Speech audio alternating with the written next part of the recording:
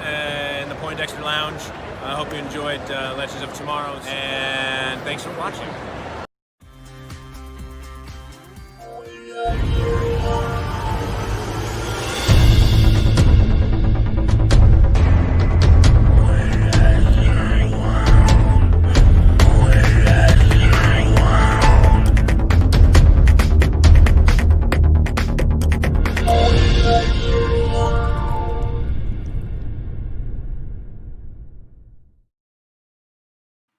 Hey everybody, welcome. I am Dawson and welcome to Nerdy in Many Ways. This is Happy Chat Monday and it's good to have each and every one of you guys here. So glad that you could join me on my stream. We're going to have a good time. We're going to talk about some nerdy stuff. Don't forget to get the Nimwa merchandise, of course, and we're very, very thankful to everyone who's a part of this. And we're just going to stay positive. We're gonna love Batman because we love Batman here at Nerdy in Many Ways, and yeah, that's what we're gonna do. Now you may not recognize me. I grew out some facial hair and look a little different than the last time, but just know that I can grow out facial hair like that for sure. What's up, ladies and gentlemen? Welcome once again to the Poindexter Lounge.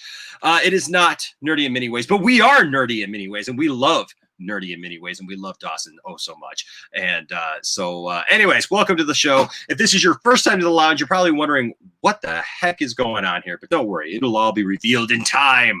All will be revealed in time. My name is Enosh, actually, aka Enosh Vet, and it is good to have you with me in the lounge tonight. All right, and it is always good to have you with me in the lounge. I'm so grateful and so thankful to all of you who come back here. And of course, we know that the Poindexter Lounge is a place for nerds. It's a place where you and I and all my friends can get together and talk about the things that we love. Things like TV shows, movies, games, sci-fi, fantasy, comic books, superheroes, toys, and so much more. And if those are things that get you going in the morning, if those are things that get you going nerdy in many ways, then hey, you're going to want to be a part of this wonderful group. And so we got a wonderful group of people here. The people make this channel. I'll tell you what, the people who come here and watch the channel and participate in the chat and in other ways, you guys are phenomenal. You're fabulous. I appreciate all of you. And you guys really make the channel what it is. And so tonight we're just going to talk about some headlines. We're going to talk about some stuff, but I can't do that on my own. And so, ladies and gentlemen, here he is from parts unknown, deep in the resources, deep in the recesses of the Old West, ladies and gentlemen, as it were, like way out there in the deep Nevada desert. He's seeing things in the sky. And it's not because there's anything there. It might be something that he took earlier. I don't know. But ladies and gentlemen, welcome with me to the stream, my pal, your pal, Cylon Scotty's favorite pal, Mr. Brian, Master of None. What's going on, Brian? Hey, everybody. How you doing? I'm doing good. You know, it's funny you mentioned seeing strange things. Where I used to kind of live out further, there's been a lot of sightings. Of some strange craft, but there's also a military base nearby, so you can kind of make the correlation. But you know, I hear you, man. I'm originally from Vegas, man, and I know I've heard all kinds of crazy stories. You know, I mean, there's the Air Force Base there in Indian Springs, and yeah, and then not too far from there, there's Area 51. You know, and so I just watched this documentary about the test sites that they had there for the atomic program. Oh my. There's lots of interesting stuff that goes out in the desert of Nevada. Trust me. We may never know exactly all that stuff. But hey, it's good to have you with me, Brian. It's good to have you with me. We put the call out and Brian answered the call. That's right. No problem. Yeah, so I'm glad to have you, Brian, and I know that everybody loves having you here. And so, I'm glad to be on, man. And it's been a couple of days. I've been kind of laid up and just kind of trying to relax a little bit. So yeah, man, I hear you. Sometimes that's what you got to do. Sometimes, man. Sometimes you just got to take a couple of days, chill, relax. I know I need it with my family and just everything. And I was talking with my good friend Tony, and I hope actually, I should probably text him. I should probably text him. Did I bring my phone back? Yes, I got my phone. Got my phone right here. You ever just look for your phone and you're just like, where the heck did I put it? And then it's like, oh yeah, it's in my pocket there. Yeah, that'll work. But you know what? Yeah. So Tony was talking to me last night, and he was like, "Hey, you gonna go live? You gonna go live?" And like, I was so tired last night, and I was just like, I fell asleep watching a movie. We introduced the kids to Weird Science last night. Oh, nice. Heck yeah! And I fell asleep. I was so tired. I had such a long day that I totally fell asleep. But you know, it's like one of those things, like you were awake for the first few minutes, and then like you wake up like at the end. So like you know, I mean, obviously I've seen Weird Science many times, but you know, it's like I missed watching it with them, you know, for their first time, you know, like for most of the movie. And so you know, and that's just one of those coming of age movies, you know. Yeah, absolutely. But well, you know, good old John Hughes movies. I mean, you know, can't go wrong. That's what I'm saying, man. That's exactly what I'm saying. And you know, and it's funny because not only that, but it's funny to sometimes to watch old movies like that in the eyes of your kids. Yeah, like how do they view The Breakfast Club? Right. Like because like stuff that I'm finding extremely funny and Tiffany will find extremely funny because like we were around that time, you know what I mean? Like, and it was a simpler time, so to speak. Right. And it's like, they're more sophisticated. They've been, they've been exposed to more things, you know, even than Weird Science, even, you know, at their age. And so it's interesting. It's interesting. You know, it's kind of like, what is this detention that they speak of? Yeah, right. Yeah. You mean what? Wait a second. They could actually hold you at school against your will. Right? Where's the computers at? You gotta love 80s stuff, right? Where it's like apparently nobody knew how computers really worked. It's like, yeah, we could just make a woman. Yeah, anything is possible. We could do. Yeah. If we put bras on our head, Brian, and we tap in enough stuff and we scan enough stuff into the computer. Science. But yeah, so that's what we did yesterday. But yeah, Tony was like texting me. He's like, "Hey, you gonna go live?" He's like, "Come on, just go live for a few minutes." And I'm just like, and then I fell back asleep. and then it was too late. But you can always go to sleep. You know, go live and then fall asleep. It's kind of like. Yeah. You know what? There's going to come a day. Sleep stream. I swear, there's going to be a sleep stream. I swear, I'm just going to sit right here in my chair, and I'm just going to like turn the lights down low, and I'm just going to see if anybody will actually watch that stream. I want to see how many super chats I get in a sleep stream. There you go. Yeah. You'd be surprised. See how many members we get in a sleep stream, right? Like, hey, this guy's kind of cool. He's sleeping right here on the show. What the heck? What's good? Like people just not understanding what this is. Like, what? Yeah. He's just sleeping, but I kind of like it. I'm not sure. Well, Max has already tried. I guess Max has already attempted this. Yeah, right. He happened on that. I think on one of Matt's streams.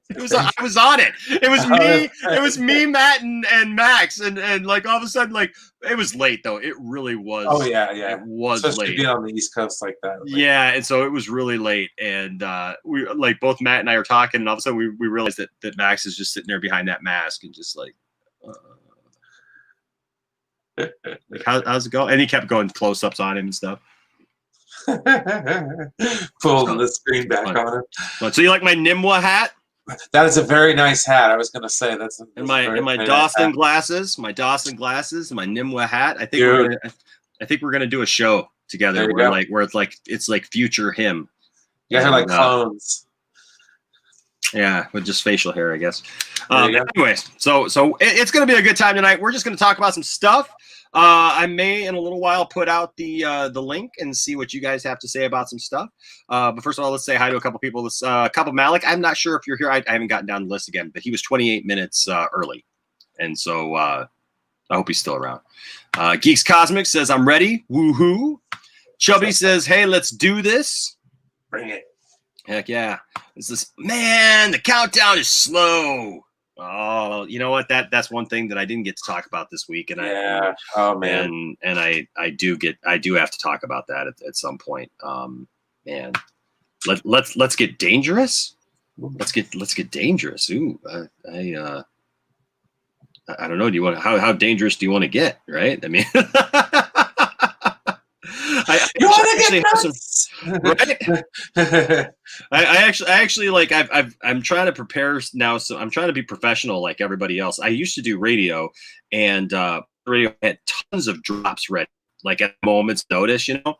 Yeah. And then since I'm doing this, like I just hadn't thought about it. I hadn't thought about like, you know, actually doing like drops, right? You know, and so so it's funny because I you know, watching Nicotina, he's got a drop for everything, you know, and so that's fun. Yeah, I tried to make some for mine. I really like King of the Hill, so I'd grab like little bits and pieces from King of the Hill, like Dale Gribble. Oh yeah. I'm trying. Whoops. Oh, hold on. I don't know. I got a couple. We may get to a couple. If I can get you talking long enough, maybe I can drag up a couple here in a minute. But yeah, it's good to see you guys. 1 minute already gone. Tisk Poindexter. LOL. Hey, sometimes nature calls at the most like crazy times. I'm just saying. Geeks is refreshing his page. What's up, Barcelona Being? One of my faves. Good to see you here tonight for sure. Yep, waiting on Enosh as always. What's up, Music Man? Good to see you. What's going on, guys? Oh, I love Bane's very nice avatar there. Very tasteful. Nice. Very tasteful. I like it, I guess. Yep. Y'all were just early. What can I say? We're on time. Geek says I've been here since 10:30. Geeks got here really early. So there you go. Let's see. Darth Tasty, what's up? Welcome, Darth Tasty. Darth Tasty is one of our members because now we have memberships. That's right. And with memberships, you can use Darth Tasty can use like really cool emoticons during the stream tonight, and welcome all of our members and friends all over. So thank you so much. What's up, Ambassadorial Wing? Greetings to you as well. Amparo's here. Amparo, I always love Amparo. After I've only talked to her once, but I'll tell you what, after talking to her, it was just we had a really good time talking that one time, and I loved it. Yes, we do. We love the Van Halen button there. Yeah. Let's see who else is here real quick before we just jump into these hot button topics this week. A lot actually happened this week. Yeah. Like for the first time in a while, a lot of stuff happened. So look at this guy. Steve Dombrowski is here. Now I know you're probably like, who's Steve Dombrowski? Steve Dombrowski is my insurance guy. Steve Dombrowski's awesome. If you need insurance, look up Steve Dombrowski. He's phenomenal. That's not even a paid advertisement, ladies and gentlemen. That's just because I like the guy. He's a really nice guy. And I watch his channel. That's awesome. Absolutely. That's awesome. Well, Tough Commander, that's the point. Member berries are addictive. I try to give you as many member berries here on the show so that get your blood flowing and you like the show and you're like, hey, I got to become a member. I got full on nostalgia. Member, I remember. You remember? I remember. Hey, here's one of our Patreon supporters right now, Rel McMillan. What's up? What's up, Rel? Yeah, hey, Steve, no problem, man. Steve's a good guy. He sells State Farm. He got me out of my Allstate contract because Allstate sucks. If you ever want to hear my rendition of Allstate, I can go on for an hour about Allstate and how they suck. But I won't do that right now. But other than that, that's not much. I'll just put it this way: I was not in good hands. But now, thanks to Steve Dombrowski, I feel like I am in good hands. So there you go. What's up, Ryan? There's my guy Ryan, and Ryan. So Ryan actually gave a super chat last week so that I would do a Macho Man Randy Savage impersonation, right? And so because I do that every once in a while here on the channel. Well, Ryan, I thought of you this week because check this out. We all know, right, that masks they're here, right? Like, what are you going to do, right? And so, but the thing is, we're into this enough, Brian, where masks are starting to wear out, right? I mean, like, you've had your mask for a while, like I got to get new ones. I know, Yeah. right? And so, Yeah. like, now it's kind of become an accessory. Like, how, like how, what are you gonna do with that mask, and stuff. And I got this one. Yeah. I've got this one, which is kind of cool. Oh, very nice. Very nice. That was kind of cool. It's a little small because I got a big head, Yeah. but that one's cool. I like that one. But the thing is I was out the other day and I thought of Ryan yesterday because I came across this one and I thought of Ryan and Silent Scotty because Silent Scotty likes the Macho Man stuff too. And heck yeah. Little Zubaz, Very nice. Macho Man, Randy Savage. That's when you go, oh yeah, you see the Macho Man Randy Savage. He doesn't hide behind any mask, see? But the thing is sometimes you gotta put a mask on because the cream has to rise to the top, even through the mask. And you know what, Hulk Hogan? You're not gonna be able to handle it when I rip this mask off and I face you at WrestleMania. That's right, you've had that title for way too long, Hulk Hogan. And the Macho Man's coming for you! Dig it! So there you go. Prepare for Bonesaw. Yeah.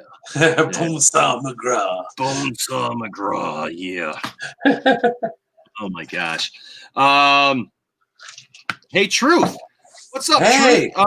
What's up, Truth? I don't think I sent you a link, Truth, but I would love to have you in here. So hold on a second. I'm gonna. The more the merrier. Absolutely, Truth. We'll get you in. It's always a good show when the Truth's in here. I tell you what, I love having very Truth. much. So if you are in a spot where you can jump on. Oh, I did want to say something though. They had the last episode of Lower Decks recently. Yes. Hey, why don't you talk about that while I'm doing this? Brought a tear to my eye. The very end. Okay, I get a little emotional every now and again. If it's a proud moment in film, Leia and Luke in The Last Jedi. Mm-hmm. Just knowing you never see that again. I didn't care if he was an imagination or a forced projection. But anyways, I can't say enough about how it brought back a couple of great characters, an arc that I've always wanted to see explored, being the Titan, which is Captain Riker's ship. Oh, I know, right? And just how he swooped in kind of and saved the day, and then just seeing all that again with Deanna and all that kind of stuff, just the whole episode, it was like he started talking about in the very beginning where they were reviewing an original series episode, and he's like, the TOS era, and he's like, oh, those old scientists. I know, man. I was like, this is so great. The callbacks were awesome. I mean, you'd have a hard time hating this show, I'm telling you. Well, but you know what? I've heard people even this week, man. They did not like some of that stuff. I know Robert Meyer Burnett's kind of been a little outspoken about it. Yeah, I caught part of his show, and I love Robert Meyer Burnett. But he seems kind of on the fence about it because it seems kind of like he likes it, but he doesn't like it as a Star Trek property. Sure. Which I can understand, but I don't know. I don't fall in the camp of I'll take anything at this point. You know what I mean? With there's really not a lot of entertainment out there, so That's true. That's true. But the thing is, man, is like with that, I'll just be honest with you. I get it. Star Trek is something very special to everyone, obviously, right? Yeah, everybody's got their place in the heart, Yep, and I think a lot of times, especially nowadays, people are taking their Star Trek really seriously, and but humor has always been a part of Star Trek, Oh, absolutely. And I'll just be honest with you, man. Like, you can't look at it as like it's canon. You know what I mean? Yeah, or just like loosely associated, kind of like the books were. I mean, the best way you can.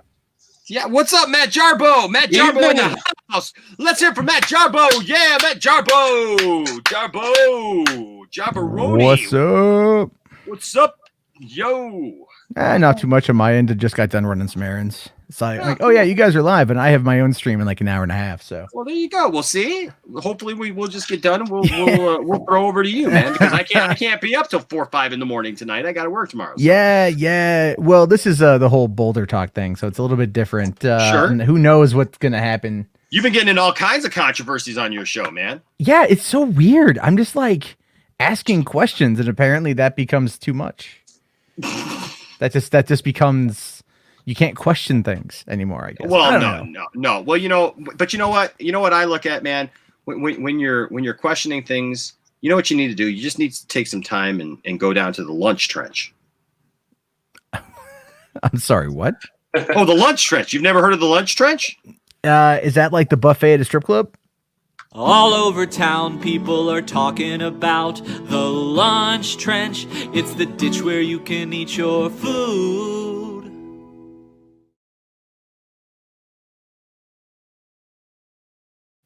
Oh, that's my what I call dime store Dawson.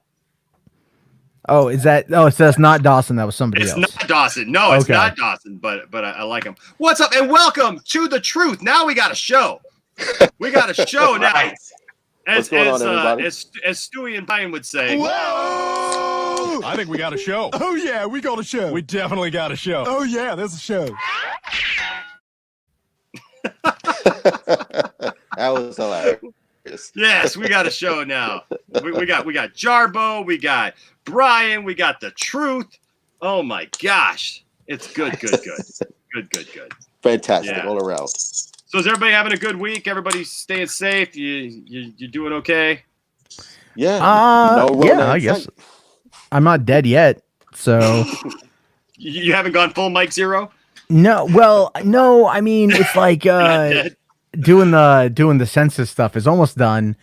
And you never really know because like I just have this feeling they're gonna hit me up and go like, "Do you want to go to Louisiana?" I'm like, "No," but the money's really good, so then I'm gonna be like, "Probably, yeah." Yeah. It's and then other than that, I've just been the whole thing is screwed up my schedule. So I'm up to like 3 a.m. I got to be up with my kids in the morning, and I don't do well on very little sleep. So I just drank a large coffee, so I have to wait for it to kick in. So give it a little bit of time. It will probably kick in at some point. It's going to be a long night. But I'm yeah, ready man. for this year to end. How you been doing, Truth? I've been good. Just, working, staying alive, just waiting till January for this whole year to end. 2020 has been one of the worst years I've ever witnessed. It's like, my God, if 2021 is the same, bro, I'm out. I'm done. Just let me get the Rona right now. Oh my gosh. I hate to be the bearer of bad news, but it's gonna be the same next year. Like, Oh my God. COVID ain't gonna magically go away November 4th. You know what I mean? Yeah. It's we're gonna be here for a while, but with any luck, they'll follow my plan. I've put forward legislature with my state. It's the pro sex plan. It's really about legalizing prostitution for the purposes of morale with the citizenship. Of moral what? Of moral morale. That's what it is. That's exactly what it is. I don't know. That was a bad joke. Now you want to get nuts? Come on, let's get nuts. I just want there to be movies again. You know what I mean? Like that's all I Yes. care about right now. Look, Yeah. I can report. I went to the movies, ladies and gentlemen. Yes, hallelujah, hallelujah. I went to the movies. Bless God, it was Testify. awesome. It was fantastic. Let me testify. I went to the movies. I saw Tenet. How was it? Was it good? It was okay. So you know what? So I'll be honest with you. I really it's good. I walked out of it. Have any of you guys seen Tenet? No, not yet. No. No.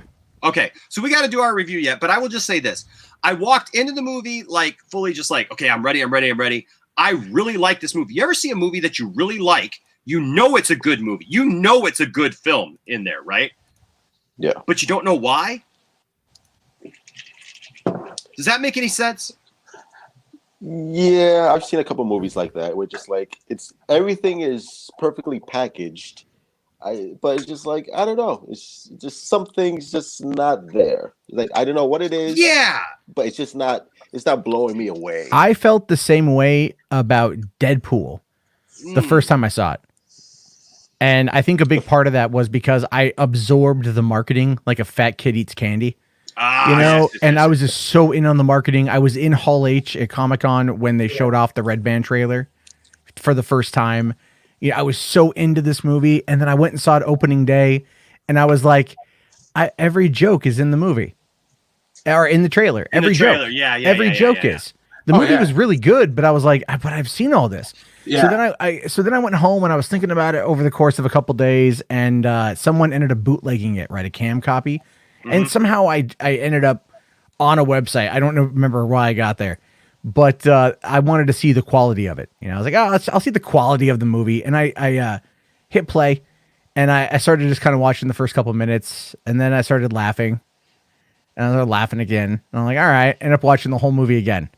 So then that next weekend, I took my girlfriend to go see it, because I was like, okay, this will be the final test. If I take my girlfriend to go see it and she likes it and I like seeing it again, I know I'm going to love this movie. So I took her to go see it. And the whole time I'm laughing at everything. I'm having like just a great time. She is stone cold silent. And I'm like, maybe I'm not the only one. Like maybe I'm not the only one. Maybe it will get there. And then it gets to the end when like they spell out the Francis and the dead bodies, and she sees like the eye was a decapitated head.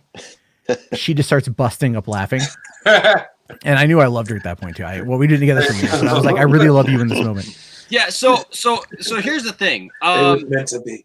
Yeah. So I'm gonna go back to this. Il Divino Vega says, wait, you didn't like Tenet? That movie's dope. I've seen it twice in theaters. Well, I'm guessing Rona is still out there. No, so here's the thing. I'm not saying I don't like it. I'm not saying that at all. I really liked it. Everybody in this movie is fabulous. This movie is loaded with amazing talent. And the movie's great. And I really like the movie. I'm saying there's parts of it that I just went like, I don't know why I like it. I don't like, and I will say this. There's a comment in here, if I can find it real quick, where somebody says, Ryan says, I heard Tenet is one of these movies where it requires multiple viewings. I am interested in seeing it again because of the subject matter, and I won't get into the spoilers because we're going to do a spoiler review. But I do want to see it again now that I know the outcome. But I will say this movie suffers from something that I never thought that I would think. There are so many English people in this movie with heavy, thick English accents that they go on these long. If I got one complaint about this movie, it's that because of the movie being what it is, it has to be explained to you. Okay, and so the characters literally have to explain to you what's going on in this world, because if they just let it play out, you'd be like, you'd be lost. What? Like, what? How is that working? Right? So literally, like like I almost expected like a Deadpool almost fourth wall break, because it's almost like they might as well just turn to the camera and go, so for all of you confused at home, this is what's going on right now. But it's not done bad. It's not done, poorly. It's just that they have to do that to be able to explain what's going on because of the subject matter. Otherwise, the common person wouldn't understand. But isn't that like the mark of a bad filmmaker? I'm sorry. Like, I know everyone likes to kiss Nolan's ass, and like 9 times out of 10, it's warranted. But then you get something like this where, again, it becomes this kind of confusing plot line. Even The Prestige suffered from that. I mean, maybe but you could get what was going on in The Prestige, but it still had issues. Yeah. And then Dunkirk, with the way that it jumped around from its perspective. And then also Memento. People just love to suck up to that movie. I'm like, look, man, it's a one-time watch. It's a one-time watch. It was good for what it was, but it wasn't. It was Nolan kind of being a little bit too self-serving. Back in the day, with that whole perspective and the way he's telling the story, and kind of got off on Inception. Yeah, Inception. I liked Inception quite a bit, because it was very straightforward. Inception was, I mean, there was some back and forth, but it was still the linear plot line was there, and it was easy enough to follow. But I think Nolan, I don't think anyone at Warner's really reins him in, because Warner's is more of an auteur filmmaker studio at times. They'll let them do whatever they want. Except unless your name's Zack Snyder, and so there's that. But really, Nolan just, he's got to set up his butt a little bit. I love the guy. I love his work. That could be. I'm not saying either here nor there on that because I really enjoyed the movie. What I'm saying is that so many people have an English accent that when they do have to go on these like long moments of diatribe, yeah, it's hard sometimes to understand them. Even Michael Caine goes into this one long thing, and I'm like I found myself leaning in. Like where it doesn't even really make any sense that like you would lean in to hear when, the sound is all around you. But I was like, oh, okay. I missed a couple of words there, but, because also they're not saying like normal, just random, like regular things, you know what I mean? They're talking about some crazy things and it's like blah, blah, blah, blah, blah, blah, blah, Manhattan Project, blah, blah, blah, blah, blah, blah, blah. You're like, what? Oh yeah. Okay. You know what I mean? It's just kind of weird, but my kids loved it. My kid Landon absolutely like he loved it. He came out of it and he was just like, that was awesome. And so, my kids loved it. I loved it. Like I said, I want to make very clear. I loved it, but I want to go see it again because I think that some of those parts were there. But like, guys, how awesome was it just to be in the theater again? I'm just going to tell you guys, to be sitting there was fabulous. It was so exciting. Like even the stupid reel that goes on that shows like at Cinemark where it shows like the people, trying to get their popcorn and stuff. And like, we know that whole thing by heart. It was so good to see that again, even. And we're just like, this movie's about a guy who's sitting on the world's largest deposit of nacho cheese, right? Yeah. We're just like, yeah, heck yeah, this is awesome. And so, what this led to, because our theater's open, some of you may have seen this, and this is fabulous. My dream has come true. I know, Truth, that you said that this year sucks. But look, I'm going to be honest with you. As bad as this year has been in so many ways, Truth, this year has been great in other ways. And the fact that, first of all, it's opened up the Poindexter Lounge that I've gotten to meet you fine people. You know what I mean? Yeah, sure. Like that. I think that's been the coolest thing is like, because the Poindexter Lounge used to be like, I would talk to people who were posting in the comments, and I still talk to people who post in the comments, but it's so cool because now I get to like actually see some people, and we do these call-in shows now where it's like I can actually see people and talk to people and have conversations with people. And that was technology that like I wouldn't have known if I hadn't got to know people who knew that and shared that with me and stuff. And I've gotten to meet like Matt Jarbo. I mean, and I say this often, it's not just because I just whatever, but like I literally used to watch Matt Jarbo. You know what I mean? And it's like guy's like a legend here, No, I'm just saying. Let's not go there. That's not to boost up his ego or anything. But I'm just being honest. Like I used to dig watching Matt Jarbo's stuff. I don't need more, but I used to. That's fine. That's fair. I'm just teasing. No, I'm just teasing. That's a critique, But I'm just saying. Like, and now Matt is here at the Poindexter Lounge. You know what I mean? Like stuff like that. But also. But so cool stuff has happened like that. I've met tons of great people. You guys are all here, and I'm thankful for all of you. To be fair, let me chime in on that one real quick. Yeah, sure. To be fair, it's not because I tanked my own career. That's why I'm here. It's because I actually like Enoch quite a bit. Thank you. I would hope so. So it's not because I have nowhere else to go and no one else will take me. It really is because I like Enoch. And I appreciate that so much. That's cool. That's really cool to me because because it validates like some of the way that I think. You know what I mean? Like when I see that like people just out, because there's some people like in my little circle of people who always looked at me and went like they didn't. I guess it's true. Like nobody ever appreciates you at home. You know what I mean? But it's like you start doing other stuff, and all of a sudden people start getting. Hey, here it's my alter ego. Hey, how's it going, guys? Hey, what's going on? It's me from 20 years ago. It's mirror universe, Dawson. It's multiverse. Dawson, if you look at yourself right now in the camera, and you see your future self, the key advice I should give you is eat less bread. Yes, I will give you that. So look, well, that's unfortunate because I just ate a big bowl of mac and cheese. I'm telling you, well, man. At least there was protein. there you go. Dawson, Enoch is the key. He's actually you from the future. Stop eating so much macaroni and cheese or you'll end up at 420 pounds, but then you'll lose another 200, so it all balances out in the end. But avoid it now. Anyways. All accounts balance in the end. I wanted to say, so if I ever got a moment to like look at to be in a room with Kevin Smith and we kind of like lock eyes and look at each other and he goes, Like he kind of tilts his head, like maybe you look like me, like you're that kind of fat guy that looks like old Kevin Smith. I just want to look at him and go like, I am you from the future, but really from the past. Only to say one thing: don't vote Dukakis. And like no one will get it. Like no one will get it. Angel Cortez in here with the super chat, $2 super chat. Thank you so much, Angel. Nice. It's been 7 months since I've been inside a cinema. I feel for you, and that's exactly how I felt until Friday. And I tell you what, it was like being born again. Yeah. I'm telling you right now, it was so awesome being in the cinema again, and for sure. But yeah, Enoch, I just realized replace the word cinema with woman, and this conversation got a whole lot cooler. Enoch just realized something. We're both wearing Batman shirts. I did that on purpose because I didn't know if you were going to be here. So I was like, I had to go full Dawson, man. I had to go full Dawson. So, but no, never go full Dawson. Hey, look, Matt, you forget who I am. I had stuff to do after the theater. You know, I got all excited. Is that what happened? Is like you go see a movie and you're like, oh yeah, John David Washington. That's what does it. That's what does it. Oh, Robert Pattinson, he didn't sparkle. He didn't sparkle. Oh my gosh! So we're gonna get that. We're gonna get into that really weird, really quickly. So we're gonna get into that actually in just a second here. But I do want to say this. So I'm super excited about this because talking about stuff that's happening.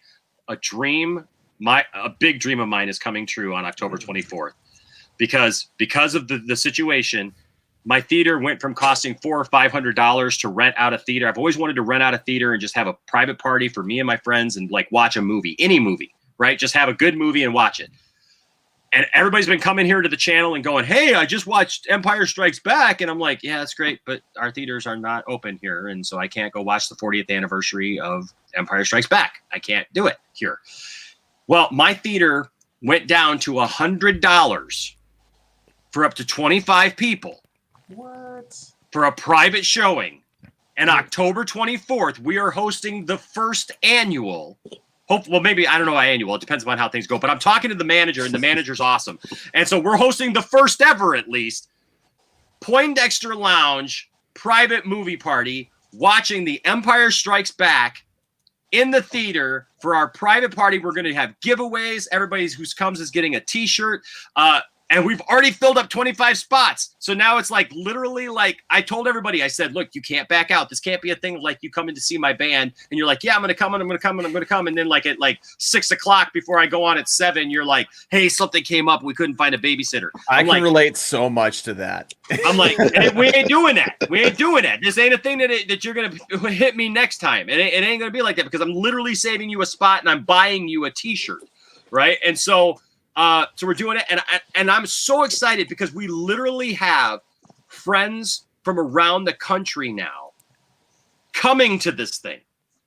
So we're gonna have special guests. If you guys know Wonder Meg, oh yeah, Wonder Meg is coming to the Poindexter Lounge movie experience, whatever we want to call it. I don't know what we're gonna even call it yet. Wonder Meg is coming to that, man. We almost had Anthony from ACS. He may still be coming. We'll have to see.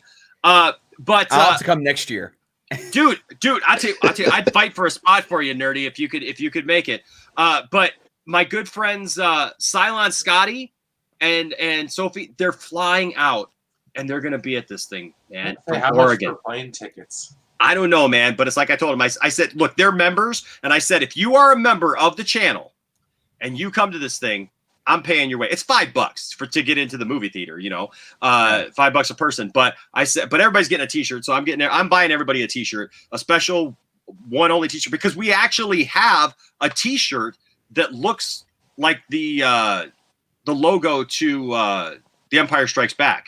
If you haven't seen that, and within our T-shirt, I know it's on the Teespring. It's down there at the bottom there. Oh, there it is. Yeah, so it's a place for nerds. Yeah, there's a place for nerds. And so we actually already have one, and so I'm getting a couple little things put on there for the event itself. You know, so it's a specialized T-shirt just for that, and so it's going to be a good time. And like I said, it's like a dream come true. What's up, Bruce? What's up? Look, and there's Sophie right now. She says, so excited to come down. Highlight of my year. And that's so great. That's amazing. Absolutely. Wonder Meg's coming. She's super excited. She was messaging me today. She's like, I can't wait. And it's just, it's going to be awesome. What's up, Bruce? Good to see you, my brother. I wish he could come. But yeah, so it's just, we're gonna have a good time. We're gonna do some fun stuff. I even talked the manager into letting us get in early so we can do some giveaways and have some fun, with everyone. And yeah, so it's gonna be fun. So for sure. So but yeah, so we actually have stories to talk about because stuff actually happened in the news, and this is a great panel to get you guys' opinion on some of this stuff. So the Batman, first of all, starting off, Mr. Doomcock.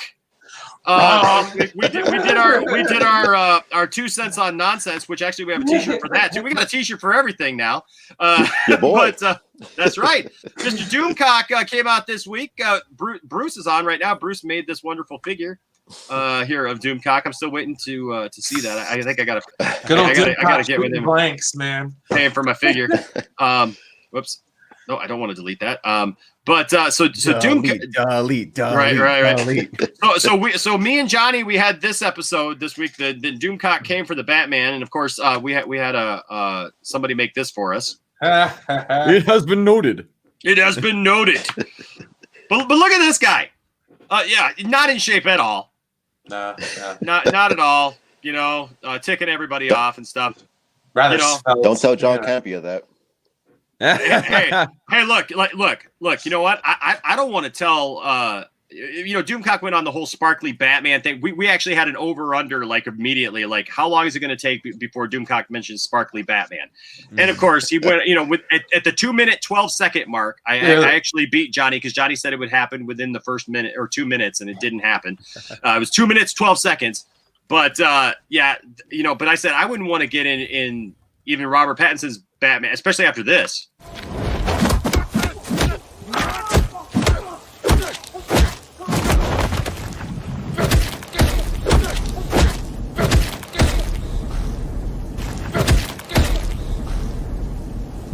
I'm vengeance.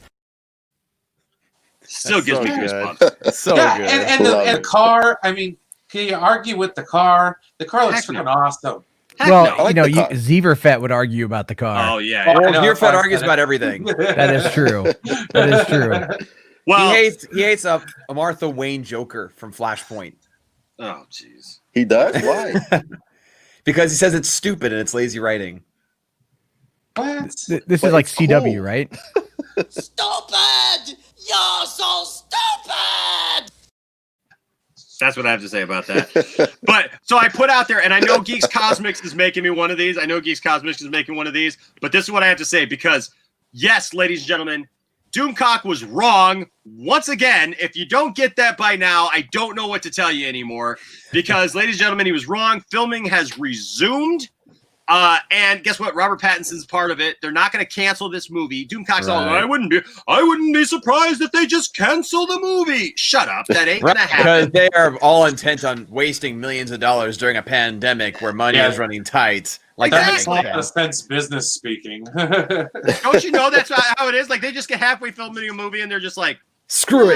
Yeah, forget it. We're done. To be fair, that has happened before. Yes. Like if you go back and look at The Exorcist, it's that one with Stellan Skarsgård in it, right? I forget what it's called, like New Dominion or whatever, Dominion. They had actually shot an entire other movie and Warner's hated it.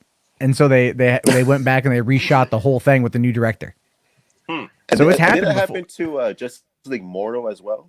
Wasn't it canceled before? They didn't film that. They didn't film it, but they had pre-production going. Yeah, they were in pre-production on it. So it's like those kind of things do happen every once in a while. So I know Geeks Cosmics is making me one of these because he said he was going to, but he hasn't sent me his yet. But I got to say hi to Jordan Farrell here in the chat. He is on here because Jordan sent this to me, and this I think is fitting to start this topic. Where are you supposed to be?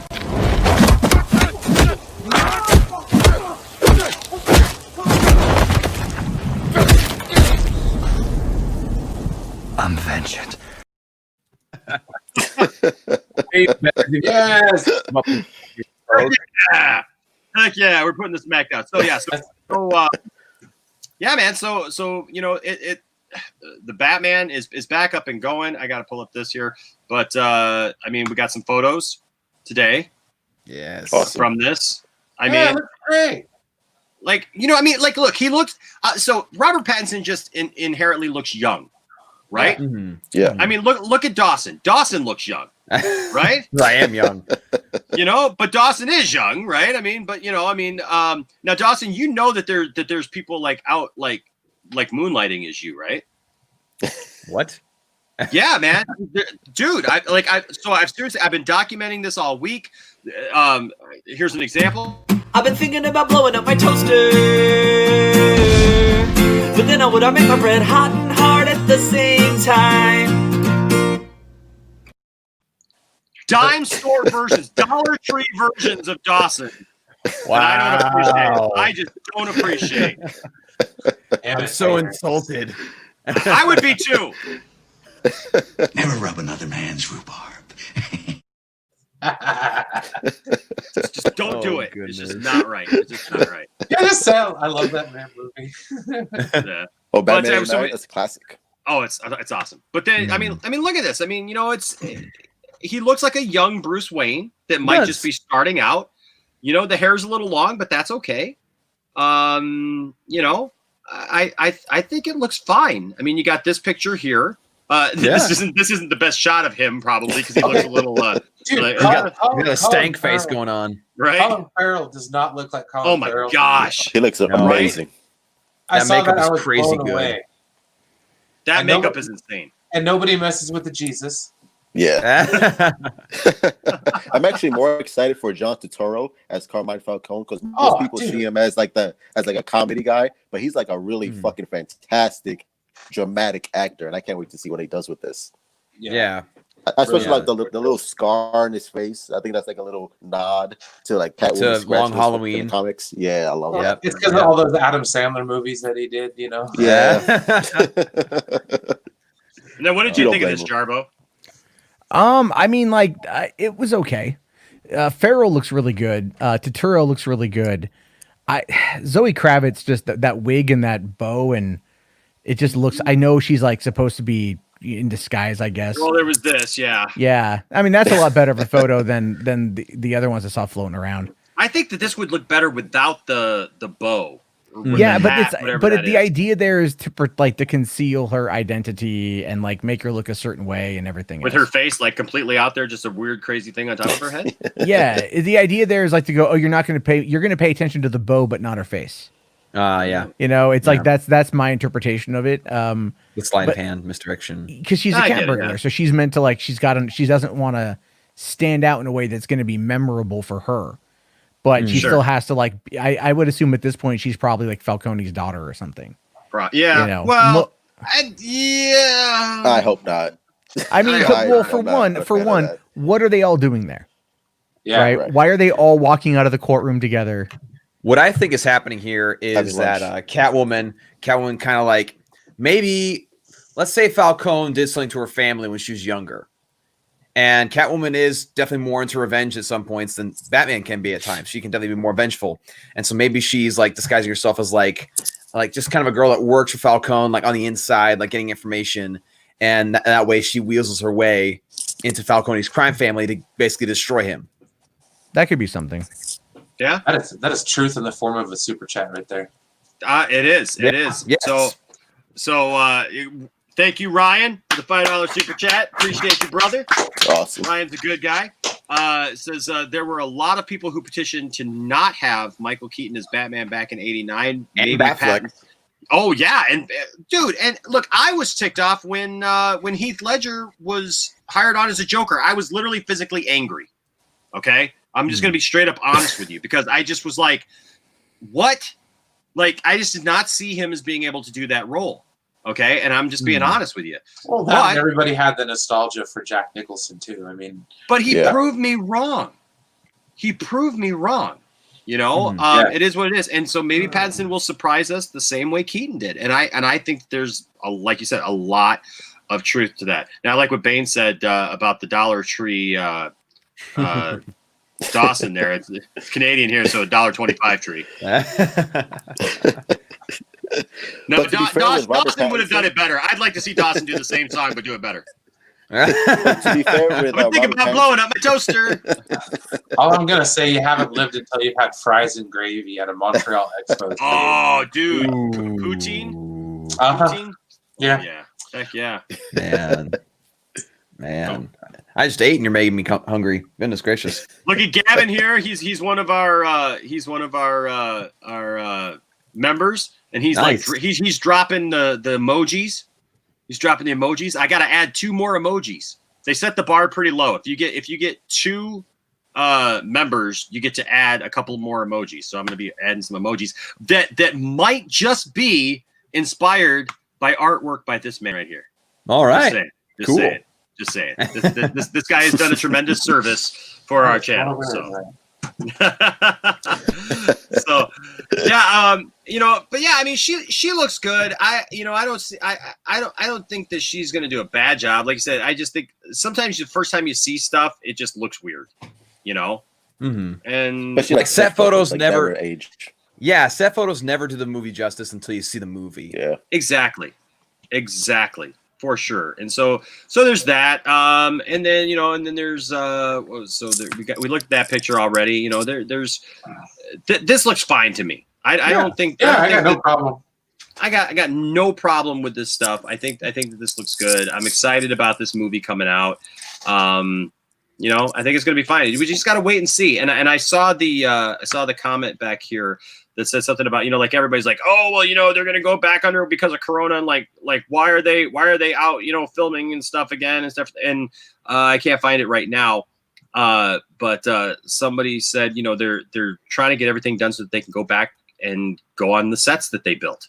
Mm-hmm. They're trying to get as much done as possible. They're in Liverpool right now, Mm-hmm. but like Johnny and I were talking about, like, look, with Doomcock trying to say, well, yes, it's all because Pattinson's impossible to work with and nobody likes him. And he's, look, I don't know what he's like on the set. Look, I know what one Batman was like on the set of Terminator. Mm-hmm. Right. So look, anybody could be a jerk. I don't know. But look, they're not going to stop the movie. Right. I know with The Lighthouse, with Rob Pattinson and Willem Dafoe, I know both of them were very serious on set and actually didn't talk to each other. So perhaps he's the same way with this one. He's just very, very serious and takes the role very seriously, which I appreciate if that's the case. Yeah. Chris Silence says, is it confirmed that the Batman is a sequel timeline-wise to Gotham? No. They're doing another show, Cylon, on HBO Max, actually, that's going to basically kind of be like Gotham 2.0, but it's going to be what Gotham was kind of supposed to be. Yeah. So we'll see how that goes, but this looks interesting to me. I think that in the end, this is going to turn out just fine, and people need to get over it. But speaking of things that are probably going to be just fine, we're getting some of this, guys. Mm-hmm. Green Lantern confirmed. Finally, show on HBO Max. On HBO Max. Are you guys excited for this, or are you a little leery? I'm a little leery on Mark Guggenheim. I love the first season of Flash. I love the first 2 seasons of Arrow, and that's about it.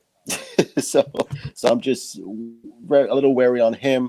I wonder if he can deliver, because I don't want this to be the CW verse on HBO Max. That's not going to fly with me. I think people are going to get sick of that formula really quick. So I just hope they just, have a good plan, have a good vision, and I just don't want it to suck. Yeah, no, I hear you. I'd be more interested to get to know the lore of Green Lantern. Yeah, same. I'm very light on this kind of stuff. So unless it was in like some kind of a TV show or a movie, I didn't really know too much about it. That's why I got these comics, because I got to study and get to know them a little bit better. Yeah, there you go. I tried watching some of the animated stuff on HBO Max. It helps quite a bit, get to know it. But I did like the Ryan Reynolds movie. You're one of the only ones that liked. It was pretty good. I mean, I'm not gonna lie. Well, I never saw it in theaters when it came out, but I did buy the extended cut on Blu-ray like that Black Friday, and I watched it, and I didn't hate it, but I have felt no desire to go back and watch it again. And it's been almost 9 years. I had Michael Clark Duncan in it, man. Yeah, I know, and that's a loss. I would have preferred to see him back as Kingpin. You know, Yeah. that would have been better in my opinion. But I don't know. Like, well, you said they have the animated movies or the TV show on HBO Max. It's one of the animated movies I think is on there. Okay, is it First Flight? Because First Flight was wicked. That was really good. Yeah. So, It's been a while. Good. I don't know what's on there now. Okay, because I know First Flight, because they've done two of, I mean, I don't know, they've probably done more, but the two I remember is First Flight and then Emerald Knights. And because the second one was voiced by Nathan Fillion. Emerald Knights was Nathan on. Fillion, yes, Nathan Fillion. So I haven't seen that one, but I did see First Flight one night, and I really, really liked it. So I liked a lot of those animated movies. They were great. Well, that's where I think they have a huge fan base for this, and they can crank them out super quick. They do, because I mean, did you guys see that Deathstroke movie? Oh no, not yet. Oh, the animated one, Knights and Dragons. Yeah, Knights and Dragons. I thought it's pretty good. It's pretty good. I mean, it's kind of like it's got some moments to it. Right. And the animation is a little bit like, you can tell they cut some corners here and there. Kind of like the opening 20 minutes of Apocalypse War is like the animation is kind of iffy. It's like if they combined some of the DC animated stuff with some slight hints of anime. A little bit. It doesn't blend well on some moments. But I mean, it's not bad. No, it's watchable, and the thing is, like, the story's usually really good, and the voice acting's really good, and so that allows you to get sucked into it. But I still think the pinnacle of DC animated films is The Dark Knight Returns Part 1 and Part 2. Yes, agreed. That's my favorite. Freaking love that. I found that on Blu-ray for like $5, and I was all yoink, dude. It was I need that in my life. Best Buy had it randomly on sale, so kind of love the $5 the other day because freak, man. Love that story so much. I've watched that 2-part animated movie like more times than I can even care to say because it's so freaking good. Really? Yeah. Like it's one of those that like if I have a long flight or a long drive, it's my go-to. If I'm not driving, like I'll watch it and it's a perfect length for a flight. That and BVS. Those are my two go-tos for a long trip. It's one of the best Batman movies, whether it's live action or animated. Oh yeah. Oh yes. Oh yeah, it's good. That's just awesome stuff. You know what I've been doing lately is I've actually been going back because it's been a while since I've collected, comics seriously. But I've been going back because at one point I had like all those like essential Batman stories that right now they're starting to bring back. Stuff like Death in the Family, and with Jason Todd and stuff like that, and then Lonely Place of Dying where they introduced Tim Drake and all that stuff. So I've been going back and like buying some of those old issues. And so reading some of those Batman issues and it's just good stuff. I mean, man, I gotta get into some of the comics now, man. Damn it. What's that? Well, I see with the Star Wars, I got into some of the new canon comics. I mean, the Darth Vader ones were amazing. Yes, I have. Oh yeah. I got Darth Vader End of Games. Got that one. It's pretty sick. Great art, and also got this one's really cool, actually. It's The Rise of Kylo Ren. Oh, yeah, those are good ones. Yeah, I got the second issue, but I need to go and find the rest of them because I started collecting like more seriously too. Like I have this 2 big bins full, and I have this store. It's like an hour away, so I have to sneak away sometimes and get to it. But it's great. Yeah, and the Lord Momin stuff. I mean, that stuff's good. This is what I'm hearing, Amparo, is that Superman Man of Tomorrow wasn't that great. It wasn't phenomenal. The animation was kind of weird. You end up somewhat hating Lois Lane, which I was just like, what? But I don't know. And plus, Parasite basically looks like Godzilla from 1998. Yeah, well, you could tell that on like even the cover. It looks weird. And, like especially by the end, you look at it as like this is Godzilla 1998 on stilts. That's what that is. Which is never a good sign. No.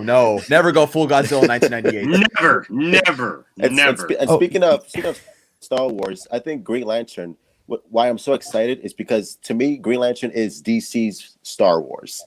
Yeah. With the lore and the mythology. Again, if it has so much potential and if it's handled correctly, it has like it can elevate DC to even like a greater stratosphere. Like this is their Star Wars right here. And I hope they realize the potential. Exactly.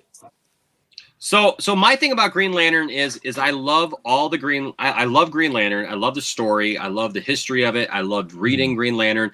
Look, forever, Hal Jordan is going to be my Green Lantern. I'm sorry. I know that that's not the cool thing right now, but Hal Jordan is my Green Lantern. I like Jon Stewart. I'll be honest with you. I'm intrigued by Alan Scott, but I like old Alan Scott, not because of his sexual preference one way or the other. I don't care about that. I just feel like the old story was a little more interesting, like because he didn't fit in with all the other Green Lanterns. You know, he was his own thing, you know, like he didn't, the ring didn't choose him. The ring was damaged and he found the ring and, you know what I mean? It worked, but that's why his outfit was different than everybody else's. You know, I've got the action figure, you know what I mean? Like I just now got an Alan Scott Green Lantern action figure and I couldn't be happier because it's, you know, it's just cool. The only two Green Lanterns that really, I just don't like, well, one, look, Guy Gardner, I can stomach Guy Gardner. I don't like Guy Gardner, but I can stomach Guy Gardner. So when they said that he's going to be in this show, I'm interested in that, but he's kind of a douche. And so I'm just wondering who is going to be the person to balance that out, you know, in the show. No, that's not going to balance it out, dude. That's going to lean it all to full douche. We're just going to get full douche at that point. Never go full douche. Yeah, never go full douche. Yeah, and then I'm just glad that Kyle's not in it because I hate Kyle. I can't stand that character. I just have never liked Kyle at all. It's not because my wife's ex-husband's name is Kyle. That's not it. I just don't like that Green Lantern. I don't like him. I don't know. He's always seems pretentious to me. And so, but you know, one of the things that I like about the Green Lantern story is that every Green Lantern has a different personality. Right. And much so it takes all of them. Yeah. Much like real people, right? And why do you think? Why do you think they never used Jon Stewart in this show? I think you know, I've heard a couple other people say, and you guys can correct me if I'm wrong, but I just feel like so theatrically we're going to get Hal Jordan and we're going to get Jon Stewart at some point. And at some point, and I have just had this feeling that it's because they've said that this is going to tie in with the DCEU, right? I mean, hasn't that been the long-standing thing that like this is going to tie in with the theatrical, whatever it is? Yeah. You know, when I say DCEU, you know, whether or not they move forward with what we know is the DCEU or not, I don't know, but for sure. But it won't tie in with Zack Snyder's universe, the Snyderverse on HBO Max. If it does, I don't know. I don't know. Whatever the theatrical is going forward. So I feel like if we're gonna, if that's the case, that they're gonna save Hal and John for the theatrical, and then maybe who knows, they might show up on HBO Max, or they might just talk about them and their adventures that we see. You know. Yeah. You know. Amparo brings up a good point, and I just want to point out that Amparo is a woman, and she's awesome. She's awesome. She's fantastic. But she says Jessica Cruz will probably be the main character, ... because she's a woman. So I don't know. And Menace heads will explode everywhere. Right? Doomcock will immediately go, and we all know that the new Green Lantern is going to be completely woke because Jessica will be the bestest ever. She'll immediately be able to use her ring because it'll be the bestest ever. And then he switched to Geeks and Gamers, and he'll start talking about woke politics and oh my gosh, I'm so sick of hearing that. I've seen a couple of videos like that, and I'm just like, I don't care. Just give me a good story. I don't care about identity politics. Just give me Jessica Cruz I can root for. Give me an Alan Scott I can root for. Guy Gardner, fucking Jon Stewart. I don't care. Just give me good characters and good story, and that's it. That's all I care about. Heck yeah. And you know what? Look, I will go on record as saying this, and you can call me Joker. That's fine. It takes all kinds. I just never liked him. I just never liked the way he was written when I read him, and that's just my opinion. But so here's this. You guys were talking about Ryan Reynolds, and so look, there's a lot of good in the Ryan Reynolds movie. And I'm sure he's open for a job right now too. You know? But there's a lot of bad. Well, I mean, he is getting a big old massive contract from Marvel, so. Oh, they're finally bringing him back. Huh? Well, they've offered him a massive. Apparently, it's the biggest contract in the MCU's history. But again, that's just something I've heard. I can't confirm that. Yeah, for Deadpool? Really? Well, I mean, look, reportedly. Yeah, and it makes sense too because Deadpool has the potential to be a $1 billion R-rated movie franchise for Disney. You know, they're going to put it out through Fox or 20th Century Studios, and they want to make sure that he's around. It's like I kept saying before, anytime that these reports came out that, you know, oh, Grace, was she saying like, oh, Ryan Reynolds is going to be back as Hal Jordan. And no, he's not. If anything, they're putting the information out there. They're floating the rumor to her or somebody close to it in order to put pressure on Marvel to make a deal. It's all it is negotiation through the trades. They're, you know, I mean, like, let's say, for example, Doomcock actually gets anything of value, which he doesn't because we know it comes from 4chan and it's all made up. And he doesn't care. You know? Freaking 4chan. Yeah. But it's like, but look at everyone in that crew. Like Nerdrotic does the same thing. Yeah, they all parrot the same stuff. Yeah, they all parrot the same stuff, or they just make crap up, or they just everything is woke, everything's political. Yeah, and it makes me really go and question if any of these things have, if there's ever any kind of subversive approach to this. Like, is information that is just blatantly false leaked to them because they know that these guys are going to run with it, and then that's going to get picked up because for some reason, like this, I don't get about we got this covered. All right, like they're fake news, but they've done a couple articles now crapping on Doomcock, but then they'll also do an article about what he says, and it's like the most confusing thing on the planet to me. You know what's about 4chan? I remember this from a while back because there was this football game where people in the Navy, like it was a Navy Army game, and they did the whole like the thing where they did the OK symbol. Yeah, or they did that little leg like all middle schoolers do to like, oh, I got you to look. Yeah, the circle game. Yeah, the circle game. And so people in 4chan decided, they said, we're going to try to convince people that is a white supremacist symbol.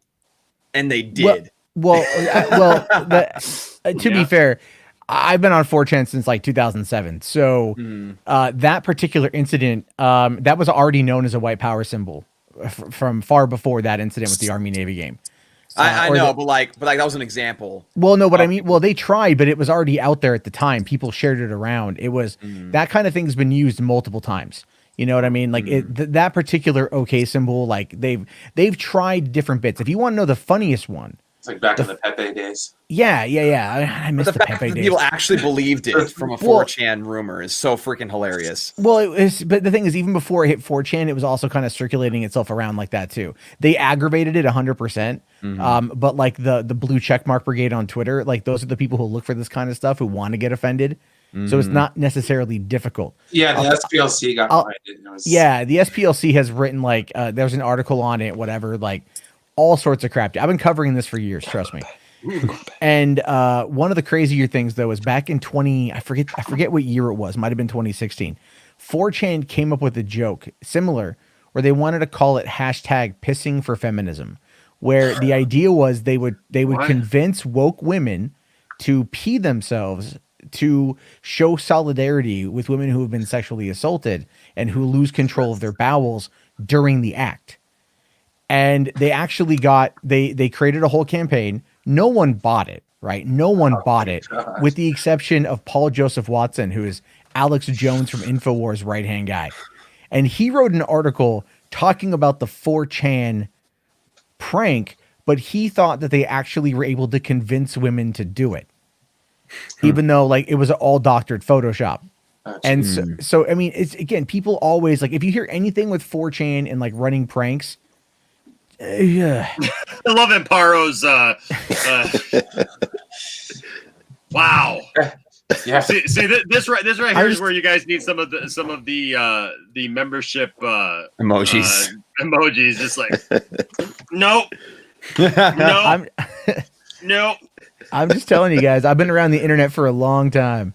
You know, I've seen a lot of things. I've seen a lot of things. And it's gotten crazy and fast.